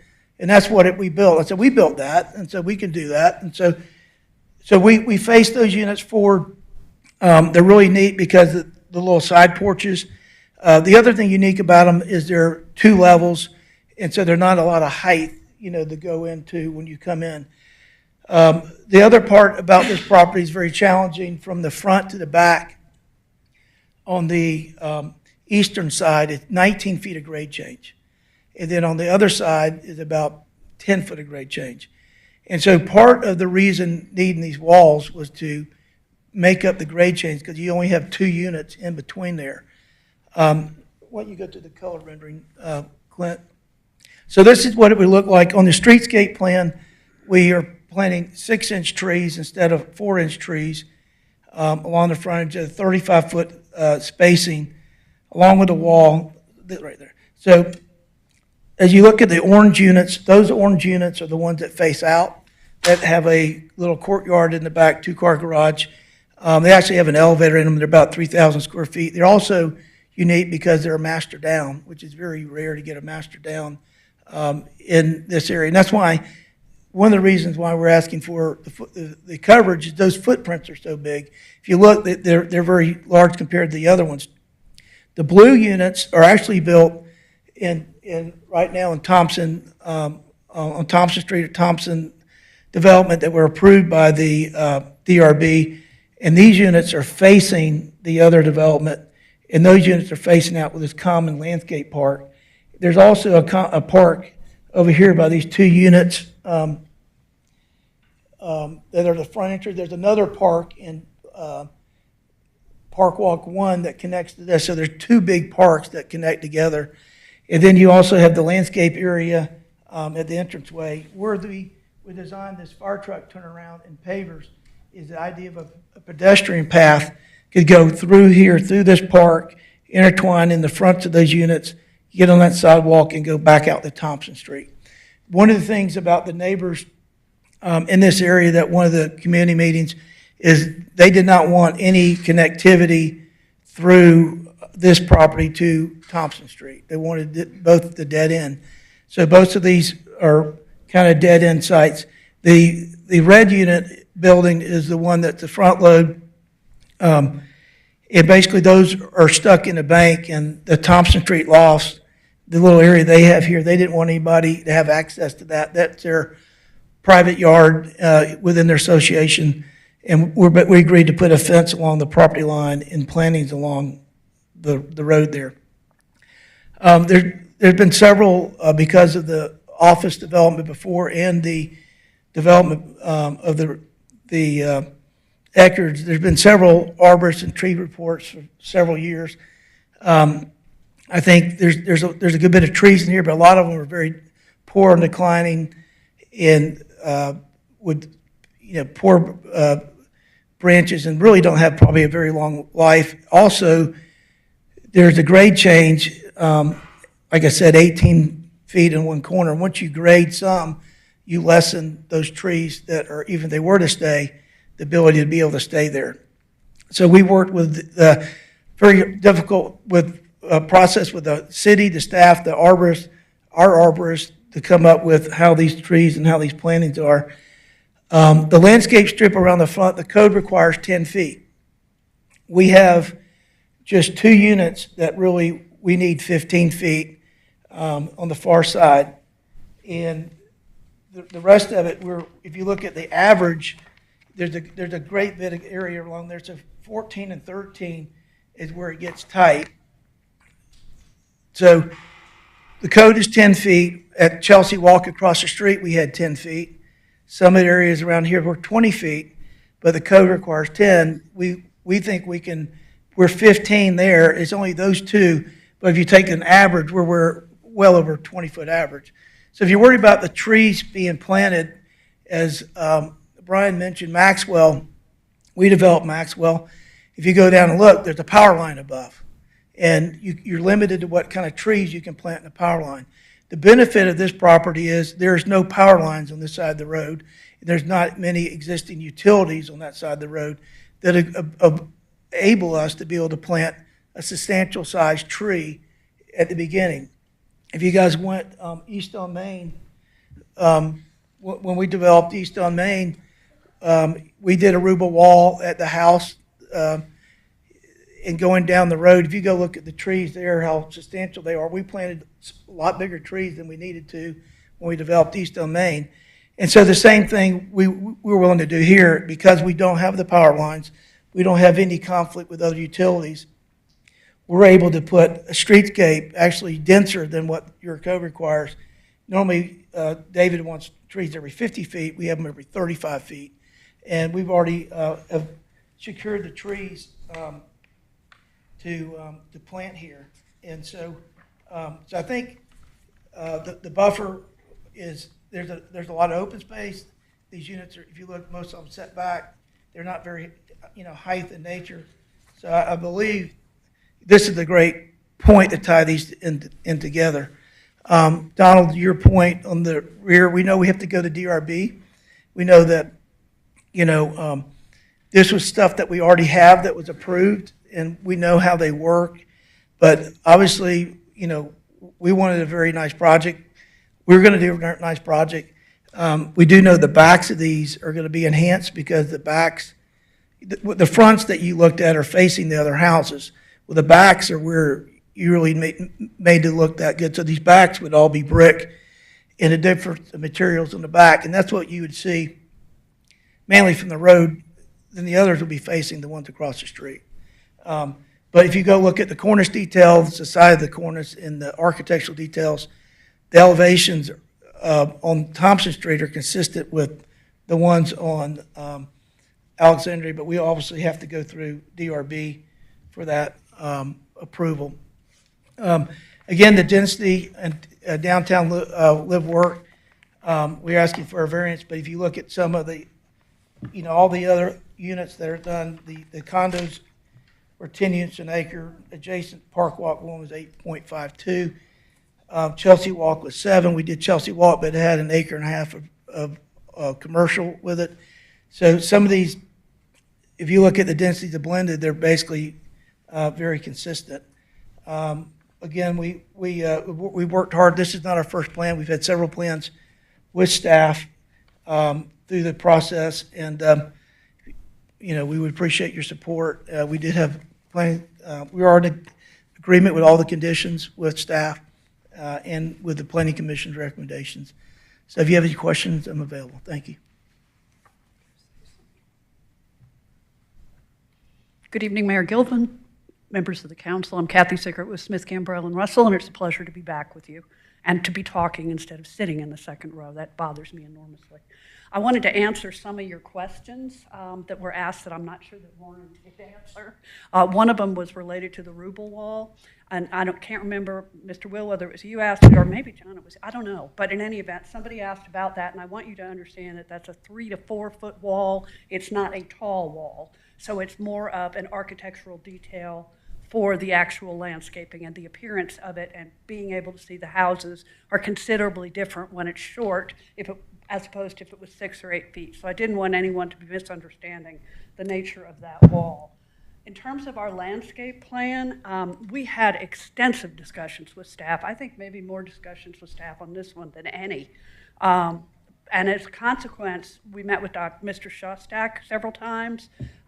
We met with Brian on more than one occasion. We met with Michael Woodman on more than one occasion.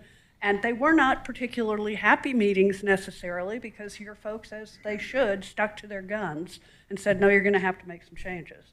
So we did. And this plan that we have presented to you with the 10 feet between the trees was in fact approved by him. But having said that, I share your concern. I used to live in Brookwood Hills, and the oak trees, A, come out of the sidewalks, and B, they're big trees. So if you want to put the ability to move that somehow to make it more, if the conditions on the ground at the time that the development is going on warrant it, that might be one way to get at it. I'm trying to think how we can respond to your question in that regard. So I think maybe if you just, we will plant them sufficiently apart to assure maximum growth potential. That would do it. If you want to do something in terms of the conditions, that might help you. Bus stop question, yes, we committed to it. Obviously, MARTA has to say yes. So we'll be working with MARTA on that one. We have every reason to believe that it will be improved. And Mr. Mitchell, I share your concerns about computer-generated renderings. I think they're ugly. And my clients think they're all beautiful. I guess they have different ideas in terms of beauty, because I look at them and think that looks like a big box with very little in terms of architectural detail and color. I do assure you, however, notwithstanding those images that you saw that were the computer-generated ones, that the pictures that were shown of existing houses that Warren has built are in fact accurate. I don't think your folks downtown are going to have any problems with the architecture. But if you would like us to meet with you and review it with you, we'll be happy to do that too. So with all of that said, I would ask that you approve the application, and thank you very much. Thank you. Is that all from the applicant at this time?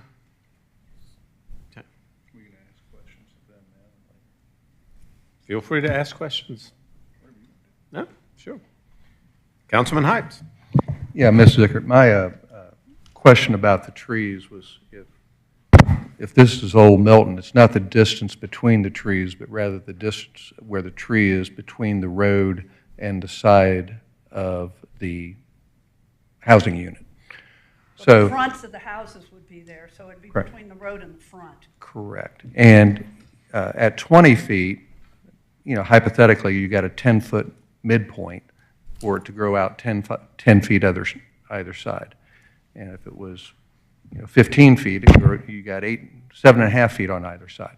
And so my question goes to, is that sufficient room to plant a tree, or actually it'd be whatever that number of trees is for those two units, bearing in mind that not only are you coming down Old Milton Parkway, but when you come in off 400 up Haynes Bridge and you're sitting at the traffic light, that's the two units you're going to see coming into town right there. Yeah, particularly if there's traffic. There's going to be traffic. Yeah. So, but that's my question, and I haven't heard a definitive yes or a definitive no. Yeah, so what we did, you know, the 20-foot is a total landscape strip that includes a sidewalk. So in that 20 feet, you have a sidewalk, you have a landscape strip. So normally the landscape strip between the sidewalk was 6 feet, and then you have the sidewalk, and then that leaves you very little to plant the tree because you got 8 feet to plant the tree. We have a 2-foot grass strip and a 6-foot sidewalk on the plan that matches across the street that gives you more area or the same area as if you had 20 feet with a 6-foot and an 8-foot sidewalk. Okay, I'm going to be real honest with you. You just lost me right there. Yeah. So the plan that we show has a 2-foot grass. So in the 20 feet or 15 feet, you have the beauty strip, the sidewalk, and the area that you plant trees. So to answer your question, with this plan, we have pretty much the same amount of area with this plan than if you did a 20-foot strip with a 6-foot grass strip and an 8-foot sidewalk, if you understand what I'm saying. 8-foot sidewalk, okay. And so we have the same amount of area to plant it if you were to do it across the street on this plan that if we did 20 feet across the street. Because the sidewalk's included in the grass strip, and we matched what we have over there. Okay. So Look at it. if I understand what you're saying, A normal code for the grass strip is like 6 feet. so you're saying it's of equal amount to what's across the street in terms of where you're planting. What I'm interested in is, can you plant these trees, and will they live once you turn the... Oh, yes, yeah. When you turn the development over, will they live and thrive, or will they just wither and die? The trees will be fine. We'll have an arborist that will be planting them, saying they'll be fine. The issue is that you have the same amount of room as you do a 20-foot plan. Like if you did a 6-foot and an 8-foot, we have more planting this way with a 2-foot and a 6-foot with a 15 feet. Now, the 15 feet is only on 2 areas. I understand that. You know, just 2 units. And the remaining area has substantially more. I mean, if you took an average, it's just the way these units are, they're so deep, and there's no way to really move those other units back.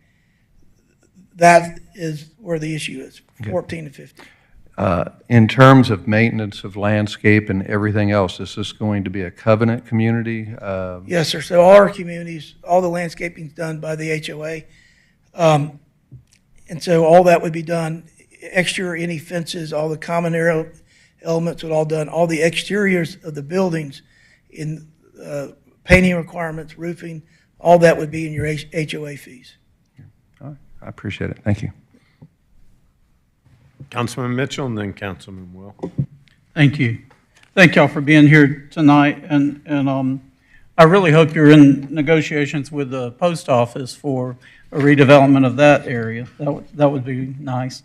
Are you all in agreement to a 24th condition with the approval of council that you'll work with the DRB on the rear fronts of units 25 through 30 for greater architectural detailing? Just work with them on what you're planning and also with final approval from staff? Yes, sir. Okay, thank you. Councilman Will. Just out of curiosity, what's the price range on these units? Trying to find out if they're starter I homes. try to tell you what it's going to be, and try to keep the sign the same thing. It is difficult. We're selling at Towns on Thompson about 900 to $1.1 million today. That would be the low end on the ones that are there. And then those bigger units that actually face out, they're 3,000 square feet with elevators. They'll probably be around $1.3 million. We also put impact-resistant windows in the front of those for noise. And so you could have a fire truck go by and you want to hear it, and you can open a window and it sounds because of the proximity of the road. But obviously, we want everything to be as affordable as it can be, but it is difficult today. So thank you. Any other questions for the applicant? Thank you.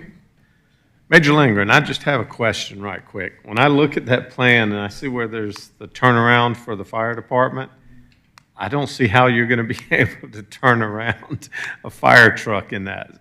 I am not the expert on the fire truck, sir.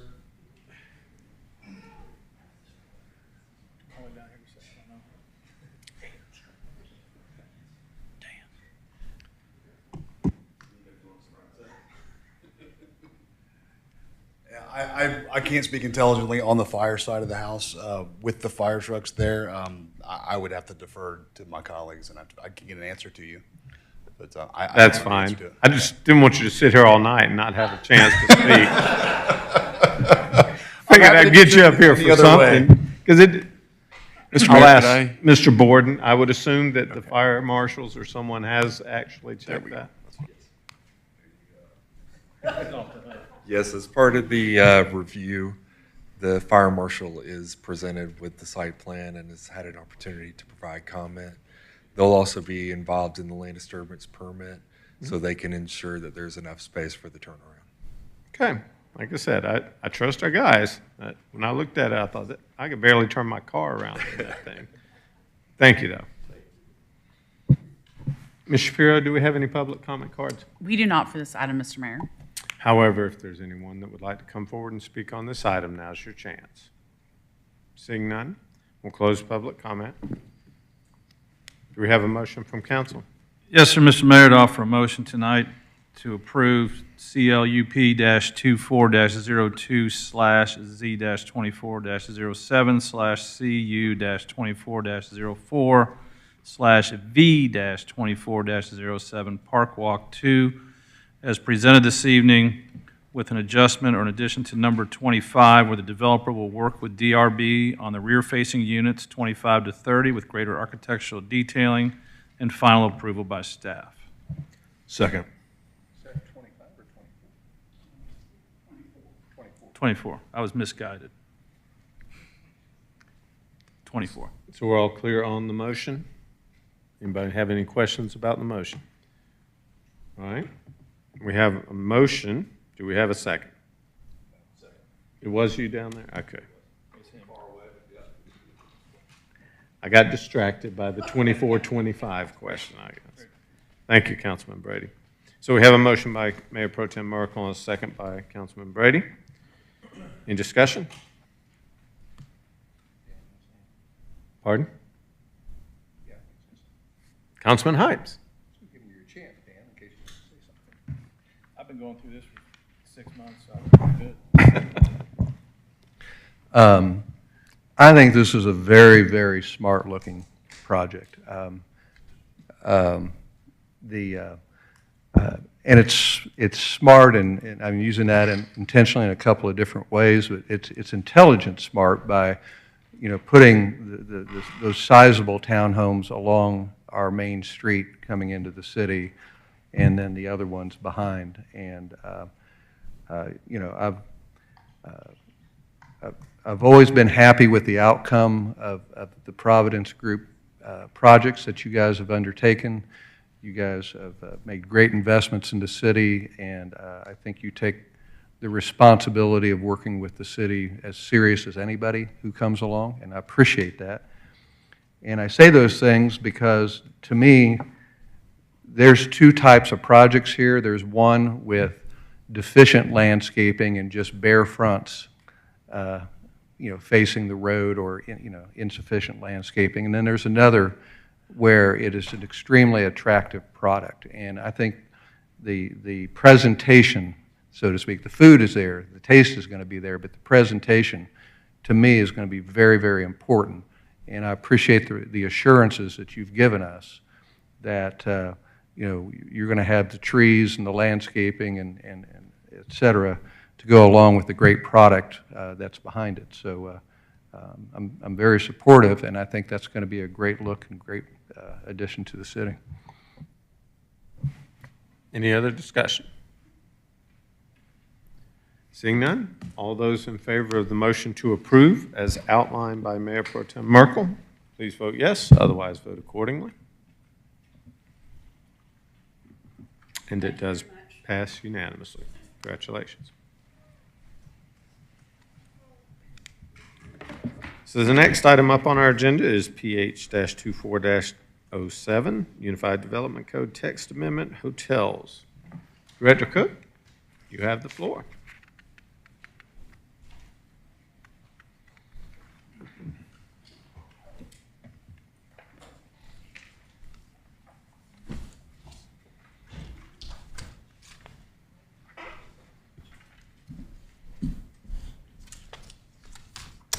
The next item before you, Mayor and Council, is looking at a change to the Unified Development Code.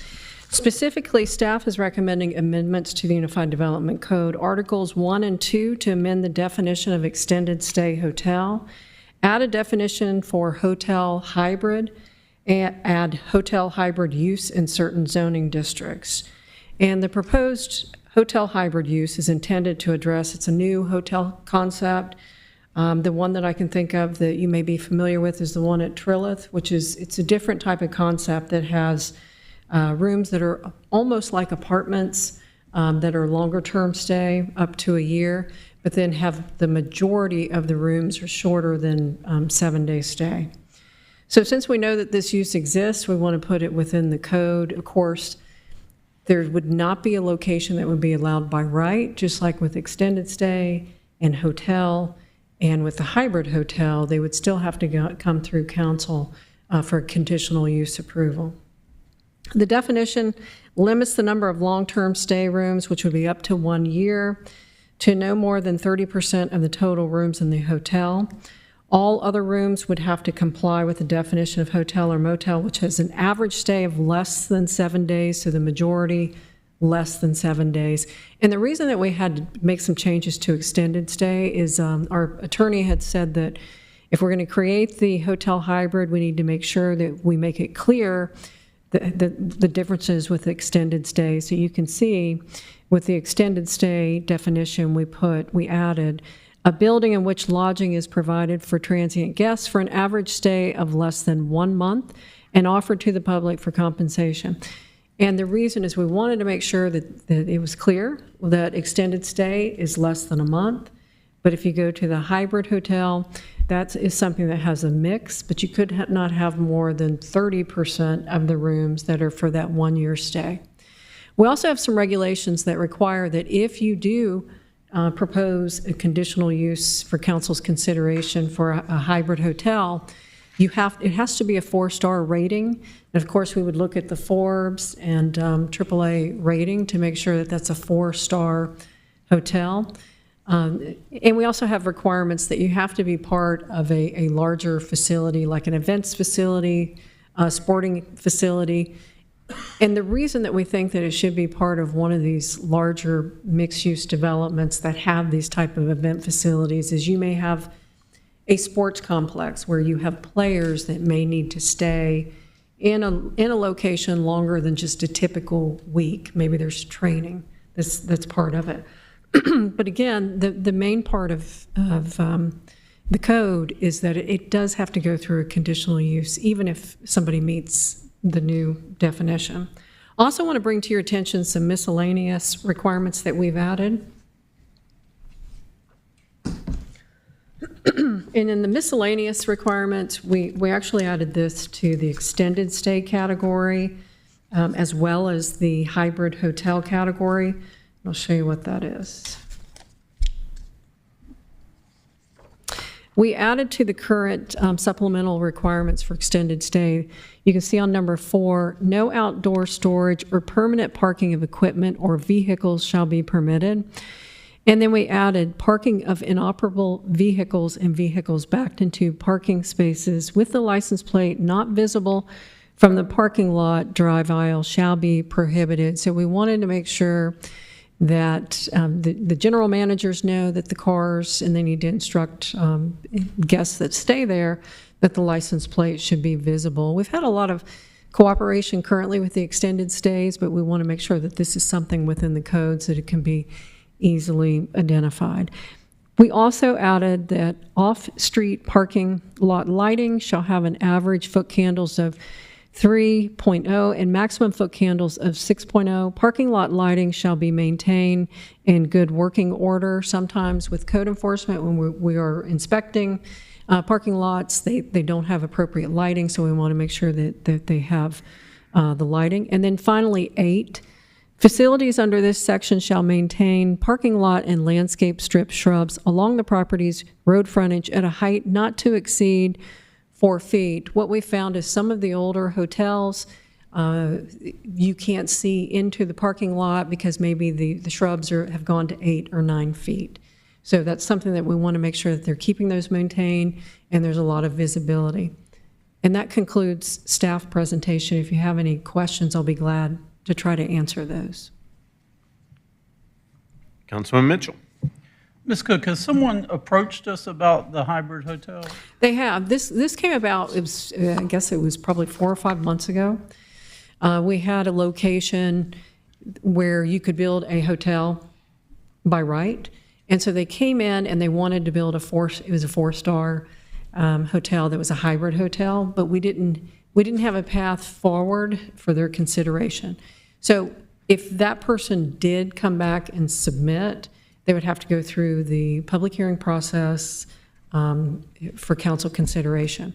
But when we heard from that, when we heard from that owner and we looked at some of the examples like the Trilith Hotel, as well as some of the other locations which are located within sporting type mixed use developments, we thought that this is something that should at least be defined in our code for council consideration.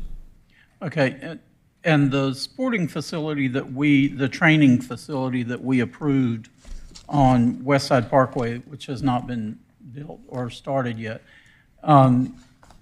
what was that hotel designated as? And would they then need to come back and apply for a hybrid definition? Yeah, they have conditions of zoning that restrict them to a 5-star, I believe it's a 5-star St. Regis type hotel. But I mean, St. Regis does have condominiums on top, but those are for sale condominiums. But they would have to come back through the process. Okay, thank you. Councilman Hypes.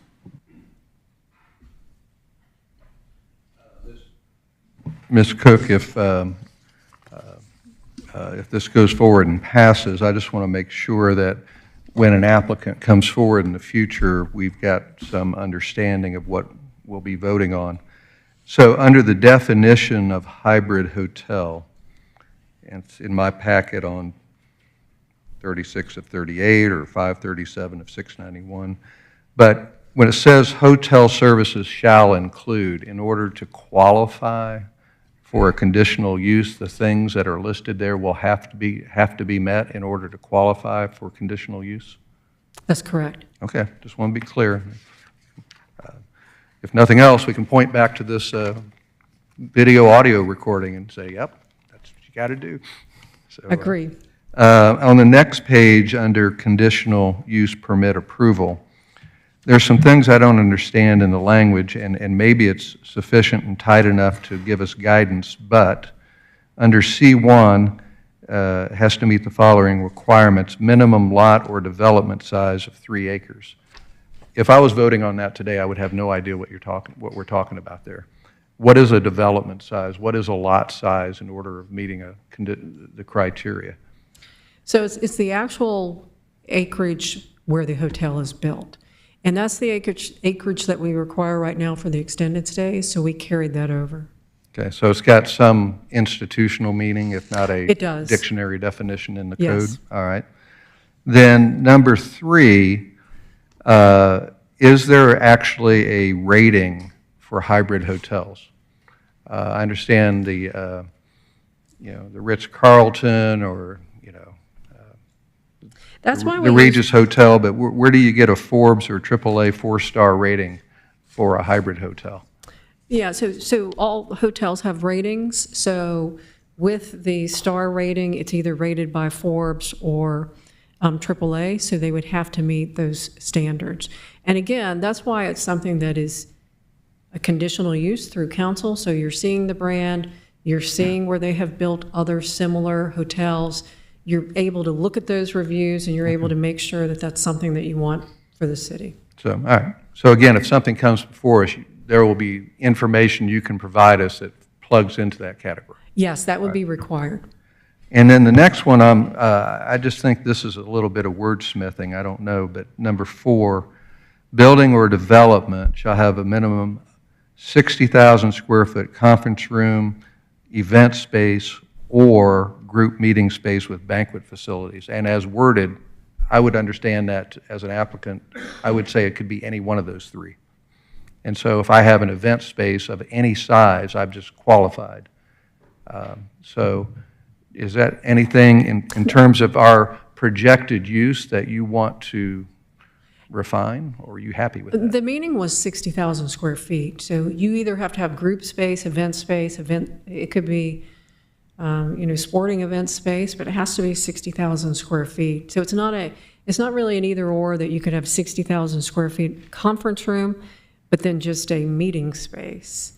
So it's 60,000 square feet of any of the following : those 3. Yes, that's a good point. So we should probably Because clarify that. I would absolutely interpret that as I've got an event space, so I tick that box. Yeah, so the intent was that any of those uses would have to be a minimum of 60,000 square feet. Is there a maximum square footage to any of the rooms for the long-term stay? You have minimums where, No. so you could literally, somebody could build a 5-bedroom, 4,000-foot apartment, but it's not an apartment, it's a... And that's something, again, for the conditional use. So they would have to show that that's a brand. I mean, I'm sure the council would want to be comfortable with it and see how that brand is functioning for whatever location that they've chosen. And last question is, how does this, and this may be a legal question, how does this not, when you have a 1-year lease or a 364-day lease for a room, how is that not an apartment? And how does that not apply toward our rental ratio of rented units?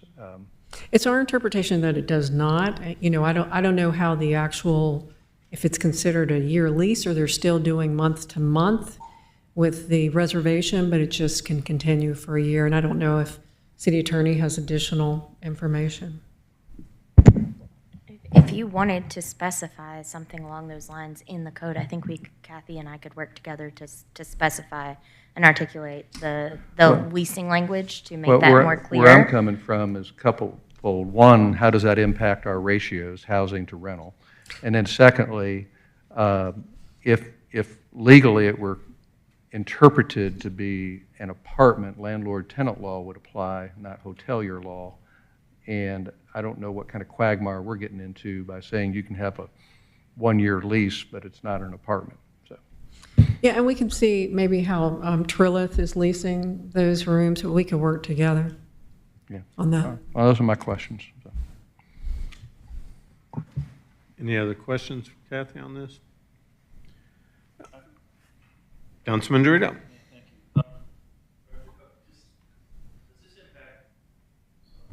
Does this impact parking requirements at all?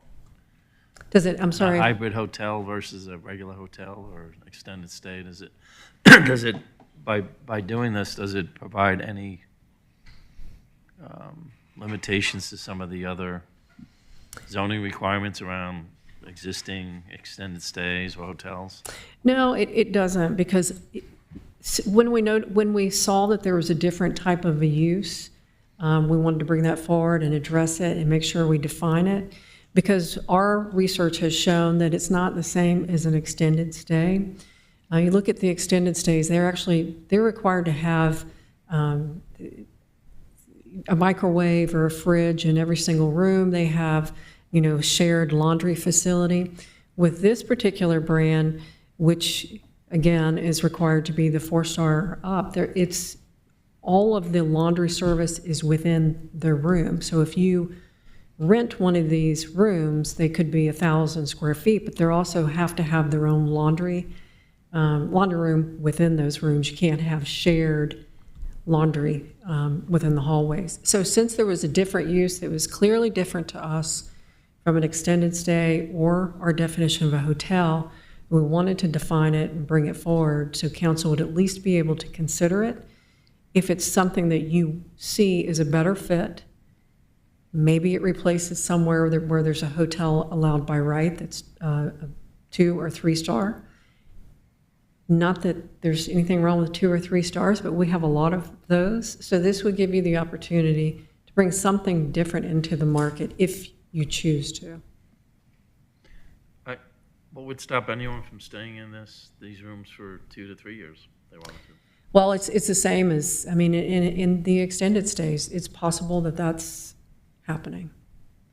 Although the code does address that you cannot do that, it's absolutely possible that that's happening. So, from your professional opinion, by passing this new definition for hotel hybrid with the requirements of 4-star hotel and above, whatever, and the other requirements in the definition here,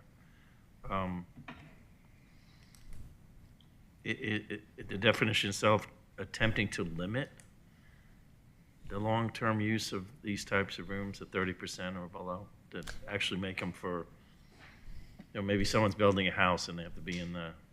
Sure. So we're trying to isolate it to the right use for the right people, correct? Correct. So it's a maximum of 30% instead of all the rooms. All right, thank you. I do have one question.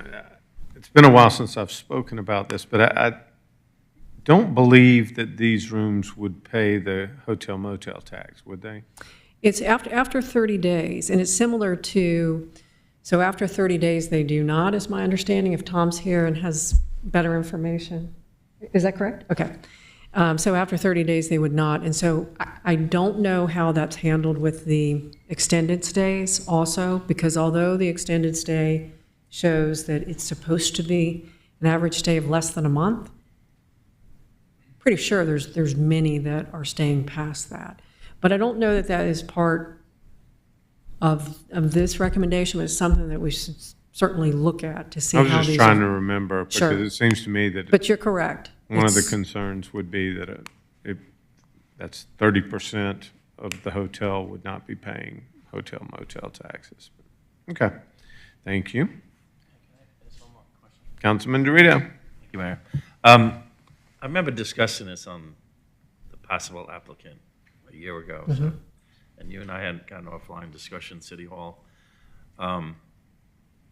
Without getting into the location of the thing, I recall the concern of the area residents, whereas the parking situation where allowing this type of use would, in effect, attract more vehicles into that parking lot area, potentially spill over into their parking lot. And so there was a concern about that. Is there a way to address that in the definition and the use of this type of a hotel? So And that's a good don't point. have like 30% of the rooms having, 2 cars and being used for each room or something on average, and you have a full lot for the other patrons of the hotel. That's a good point. And we actually, and I forgot to bring this up, but we added number 10, the number of vehicle parking spaces required. So there's a higher parking requirement if you have a hybrid hotel, and the requirements are 1 space for each short-term guest room and 2 spaces for each long-term guest room, because right now for an extended stay, they're all 1 space per room. So that was some of the concerns that we remembered when we were putting this together. Right. We need to address that. All right, thank you. Any other questions for Director Cook? Thank you, ma'am. Thank you. Ms. Shapiro, do we have any public comment cards? We do not, and if Molly could please read the ordinance into the record, sir. Ah, there is an ordinance. Oh, sorry. Thank you. An ordinance by the Mayor and Council of the City of Alpharetta, Georgia, to amend Articles 1 and 2 of the Unified Development Code of the City of Alpharetta, Georgia, to add and amend definitions, use of land and structures, and miscellaneous regulations pertaining to extended stay hotels and hybrid hotels, to repeal conflicting ordinances, and for other purposes. Thank you very much. And now that it's been read, do we have any public comment cards? We do not, sir. However, if you'd like to come forward, seeing no one, we'll close public comment. Do I have a motion from council? Yes, Mr. Mayor, I would offer a motion this evening to approve item PH-24-07, Unified Development Code Text Amendment Hotels, as presented tonight by Mrs. Cook. Second. We have a motion by Mayor Pro Tem Merkel, a second by Councilman Mitchell. Any discussion? Councilman Hypes. Mr. Mayor, I'd offer a friendly amendment to change the wording to C4 for the second reading of the conditional use where it talks about the 60,000 square foot, so it's applicable to each of the following. And that's my request for a friendly amendment. Accepted. So amended. Is everyone clear on the motion? Any other discussion? All those in favor of the motion as outlined by Mayor Pro Tem, please vote yes. And it does pass unanimously. So that'll wrap up the public hearing portion of tonight's meeting. Move on to new business. And before I forget, let me ask Ms. Eswine to read the resolution for the update and approval of a policy for engineering design services for federal aid highway program funded projects. A resolution by the Mayor and Council of the City of Alpharetta, Georgia, to update and adopt a policy regarding engineering and design services selection process for Federal Aid Highway Program, FAHP, funded projects, and to authorize the Mayor to execute the GDOT Confirmation of Understanding as part of the city's local administered project, LAP, recertification application. Thank you, ma'am. Director Harris. Good evening, Mayor and Council. In order for the City of Alpharetta to remain a qualified local government and continue to develop and award and manage projects that are funded through federal dollars, through the Federal Highway Administration, through GDOT, we need to become certified in every 3 years. And we were last certified in 2001, and we're up now to be certified again. But they've added new requirements. One is to make sure that we formally adopt policies that we've always been following as it relates to procuring architecture and engineering or design services for federal programs, projects. And those are the processes. Generally, you've heard me talk about them in the sense of being QBS, qualifications-based selection, is how you choose the selected vendor in those areas. But we've been following it. Just need to formally adopt those policies in order to get federal dollars, basically. Thanks, sir. One quick question. How did you get delegated to present this item? Well, it's a procurement issue, so I guess to some extent it is our procurement policies, and we do make sure we follow them as we get that, but yes. Okay. I thought maybe you lost a bet with Director Sasevich or something. He loves these federal programs, by the way, so I just wanted to mention that. I remember there was a time when he would not. Any questions on this item? Ms. Shapiro, do we have any public comment cards? We do not, Mr. Mayor. However, if you want to come forward, now's your chance. Seeing none, we'll close public comment. Do I have a motion from council? Yes, Mr. Mayor. I'd like to make a motion to approve the consideration and adoption of a resolution to update and adopt a policy regarding engineering and design service selection process for the Federal Aid Highway Program funded projects with the authorization for the mayor to execute the Georgia Department of Transportation Confirmation of Understanding as part of the city's local administered project recertification application. Second. Well, I think that was a tie. Oh, you can have it. I'm not in any race. Okay, so we'll have a motion to approve by Councilman Brady, a second by Councilman Dorito. Any discussion? All those in favor of the motion to approve as outlined in the motion, please vote yes. And it does pass unanimously. Next item is contract approval for the lighting of Webbridge Road corridor. Director Sisevich, you do have the floor. Good evening, Mayor and Council. Before tonight is the lighting for the Webbridge Road corridor. If you recall, we had the construction that was awarded back in February, and dark sky lighting was a discussion. So we went back to Georgia Power, started working with them, and our recommendation is to go forward with the dark sky lighting for the whole entire corridor, which is $1.28 million. That will replace all of the lights, the post tops that have already been installed, as well as the middle section for the whole corridor to be dark sky. And for example of what the dark sky will look like,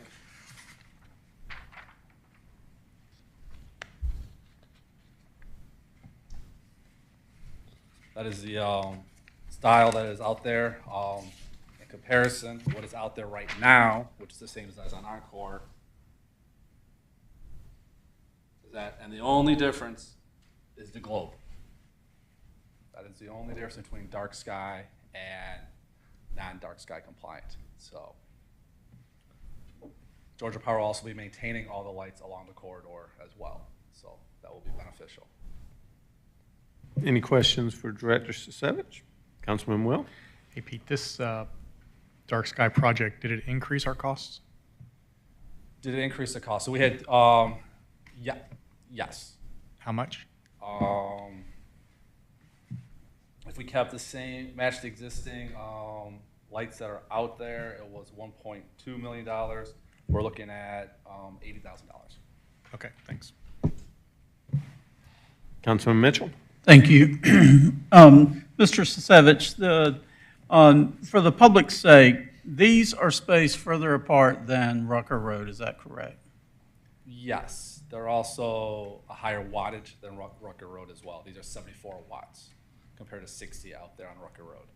Okay. So they will be brighter right at the light post, but given the spacing, we needed to increase it to meet the requirements. Okay, and About so 90 Rucker feet. Road is about what? 80-ish feet on average. Okay. And this is sitting closer to 90. So a lot of the public feels like those were placed really close, although the trees are filling out now, and it may be questionable, but these, there's some cost efficiency in going with a further distance and a brighter light. Is that correct? There is, and they're also, these are drop-down lights. So the light comes down compared to when you're driving down Rucker, you see them right in your face. So totally different format, style. Right. I think this is a good trend for the future. So thank you. Any other questions for Director Sisevich? Thank you, sir. Thank you. Ms. Shapiro? We have no public comment cards, sir. However, now's your chance. Seeing none, close public comment. Do I have a motion from council? Yes, Mayor. I move to approve a contract with Georgia Power to install lighting along the Webbridge Road corridor from east of North Point Parkway to east of the new roundabout at Webbridge Road, Webbridge Way intersection, an amount not to exceed $1,280,000. Approve a yearly expense of $786.40 for the maintenance and usage fee associated with the 301 lights, and to authorize the mayor to execute all necessary documents. Have a motion by Councilman Dorito. Do we have a second? Second. Have a second by Councilman Hypes. Any discussion? Oh, Councilman Hypes. Just a note of appreciation. I appreciate you going back to do this. It wasn't on everybody's radar, but once the word got out that the city was going to pursue a dark sky program, I was really pleasantly surprised by the amount of support in the community for us doing that. So I hope that we continue down this path in the future. And I know it was an extra step on this one, but I think it's going to be a good one for the community. Thanks. Will do. Thank you. Thanks, sir. Any other discussion? All those in favor of the motion to approve the contract approval as outlined in the motion by Councilman Dorito, please vote yes. And it does pass unanimously. Thank you, Mayor Council. Thank you, Pete. Next item up will be the premises usage agreement, Alpharetta Town Commons and the City of Alpharetta. Director Rogers. Thank you, Mayor. Good evening, City Council. We're here tonight seeking approval for a premise uses agreement between the City of Alpharetta and the Alpharetta Towns Common for the use of the parking lot located at 10 Roswell Street, so we can use that parking lot during the Taste of Alpharetta.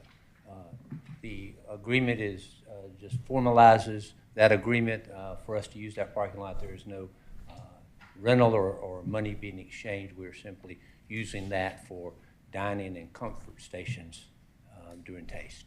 Be glad to answer any questions you may have.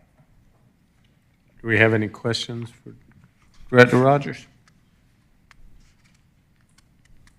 Thanks, sir. Thanks, sir. Ms. Shapiro? We have no public comment cards, sir. However, if anyone would like to come forward and speak on this item, now's your chance. Seeing no one, we'll close public comment. Do I have a motion from council? Yes, sir. Let me make a motion that council approve as presented the premises usage agreement between the City of Alpharetta and Alpharetta Town Commons LLC at 10 Roswell Street, permitting use of the parking lot for Taste of Alpharetta 2024. I have a motion by Councilman Hypes, a second by Councilman Will. And that was for the approval of the premises usage agreement as outlined in the motion. Any discussion? Note for the record that Mayor Pro Tem is not present for this vote. All those in favor of the motion, please vote yes.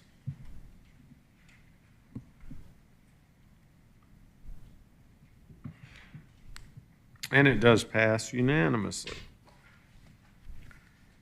Next item up is a resolution. So Ms. Eswine, before I forget, could you please read the resolution? A resolution of the Mayor and Council of the City of Alpharetta, Georgia, to authorize the use of eminent domain to acquire certain property located at Webbridge Road, Alpharetta, Georgia, 30005, tax parcel 21-5590-1239-0564, for right-of-way for proposed Webbridge Road bike and pedestrian improvements from the Big Creek Greenway to Webbridge Way. Thank you very much. Mayor and Council, this is for a needed parcel for the Webbridge Road Improvement Project. You actually have already approved this, and this is to correct a Scrivener's error in the original declaration. But the parcel at issue from the prior approval doesn't exist. So this is just to clean up the record for purposes of filing with the court. Thank you for clarifying. Any questions from council? Ms. Shapiro, do we have any public comment cards on this item? We do not, Mr. Mayor. However, if you'd like a chance to come forward and speak on this, now's your opportunity. Seeing no one, we'll close public comment. Do I have a motion from council? Yes, sir, Mr. Mayor, I'd offer a motion tonight to approve the premise usage agreement. Which one we got? I missed it by one, didn't I? It's the eminent D, domain. sorry, yeah, I missed it. All right, a motion to approve resolution authorizing the use of eminent domain for parcel 18 of the Webbridge Road Improvement Project. Have a motion? Do we have a second? Second. Have a second by Councilman Dorito. Motion was from Mayor Pro Tem Merkel. Any discussion? All those in favor of the motion to approve the resolution as read by Ms. Eswine, please vote yes. And it does pass unanimously. So we'll move on to, I believe this is the final resolution. Yes, Mayor and Council, this resolution before you tonight is for the purposes of a grant for the Northport Parkway Streetscape and Pedestrian Improvements Project. So we would like to apply for a $4 million construction grant to the Atlanta Regional Commission for construction funds for that project. The application is due on May 6th, and part of our application package would just be a resolution showing the council support of this project and the match, which the city would provide a 20% match if it was awarded, so that would be $1 million. Thank you very much. Do we have any questions about this for Ms. Shapiro? Seeing none, Ms. Eswine, could you read the resolution? A resolution by the Mayor and Council of the City of Alpharetta, Georgia, supporting an application and funding match for the Atlanta Regional Commission Transportation Improvement Program grant. Thank you very much. Ms. Shapiro, do we have any public comment cards? We do not, Mr. Mayor. However, there's one more opportunity to speak. Seeing no one, we'll close public comment. Do I have a motion from council? Yes, sir, Mr. Mayor, I'd like to make a motion that we approve the Atlanta Regional Commission Transportation Improvement Grant consideration offer. Have a motion. Do we have a second? Second. Have a second by Councilman Brady.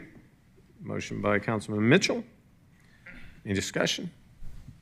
All those in favor of the motion to approve the resolution for the Atlanta Regional Commission Transportation Improvement Grant, please vote yes. And it does pass unanimously.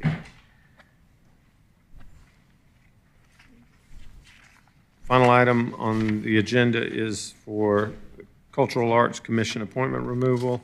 I just wanted to notify everyone that I'll be removing Gene Andrews from the Cultural Arts Commission as of tonight. So that'll wrap up the agenda. We now have opportunity for public comment for all of those people that are here to speak and haven't had a chance yet. Ms. Shapiro, do we have any public comment cards? We do not, Mr. Mayor. Okay. Do we have any reports? Councilman Hipes. Mr. Mayor, the Rec Parks and Cultural Department has been extremely busy, and I had the high privilege of being liaison to that department.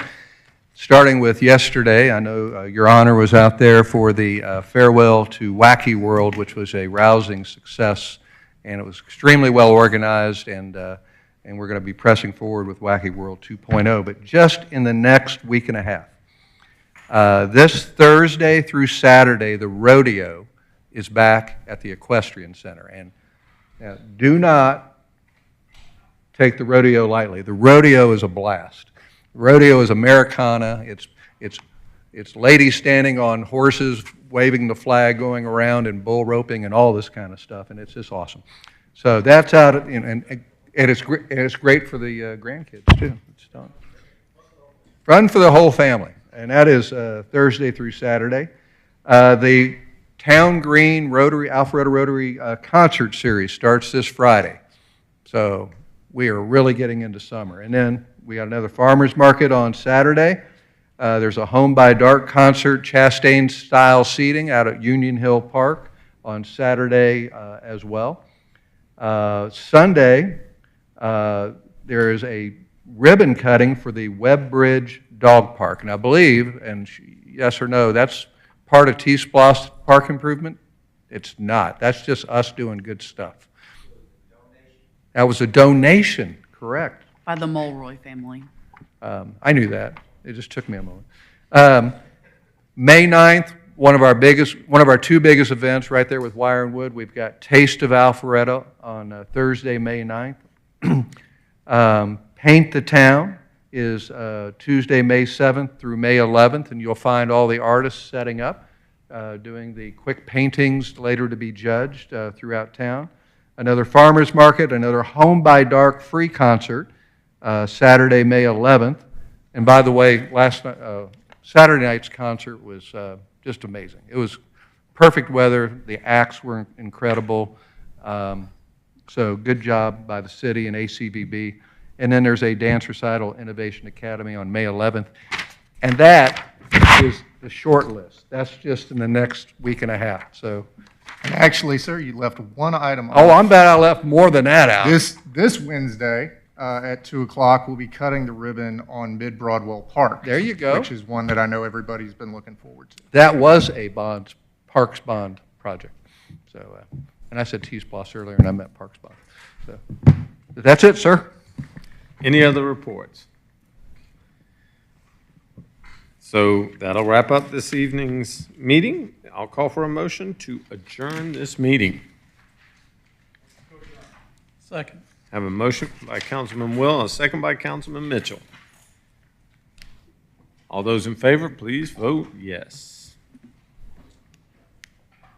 And it does pass unanimously. Thank you, ladies and gentlemen. We will see you next time. Gentlemen, I have quite a few documents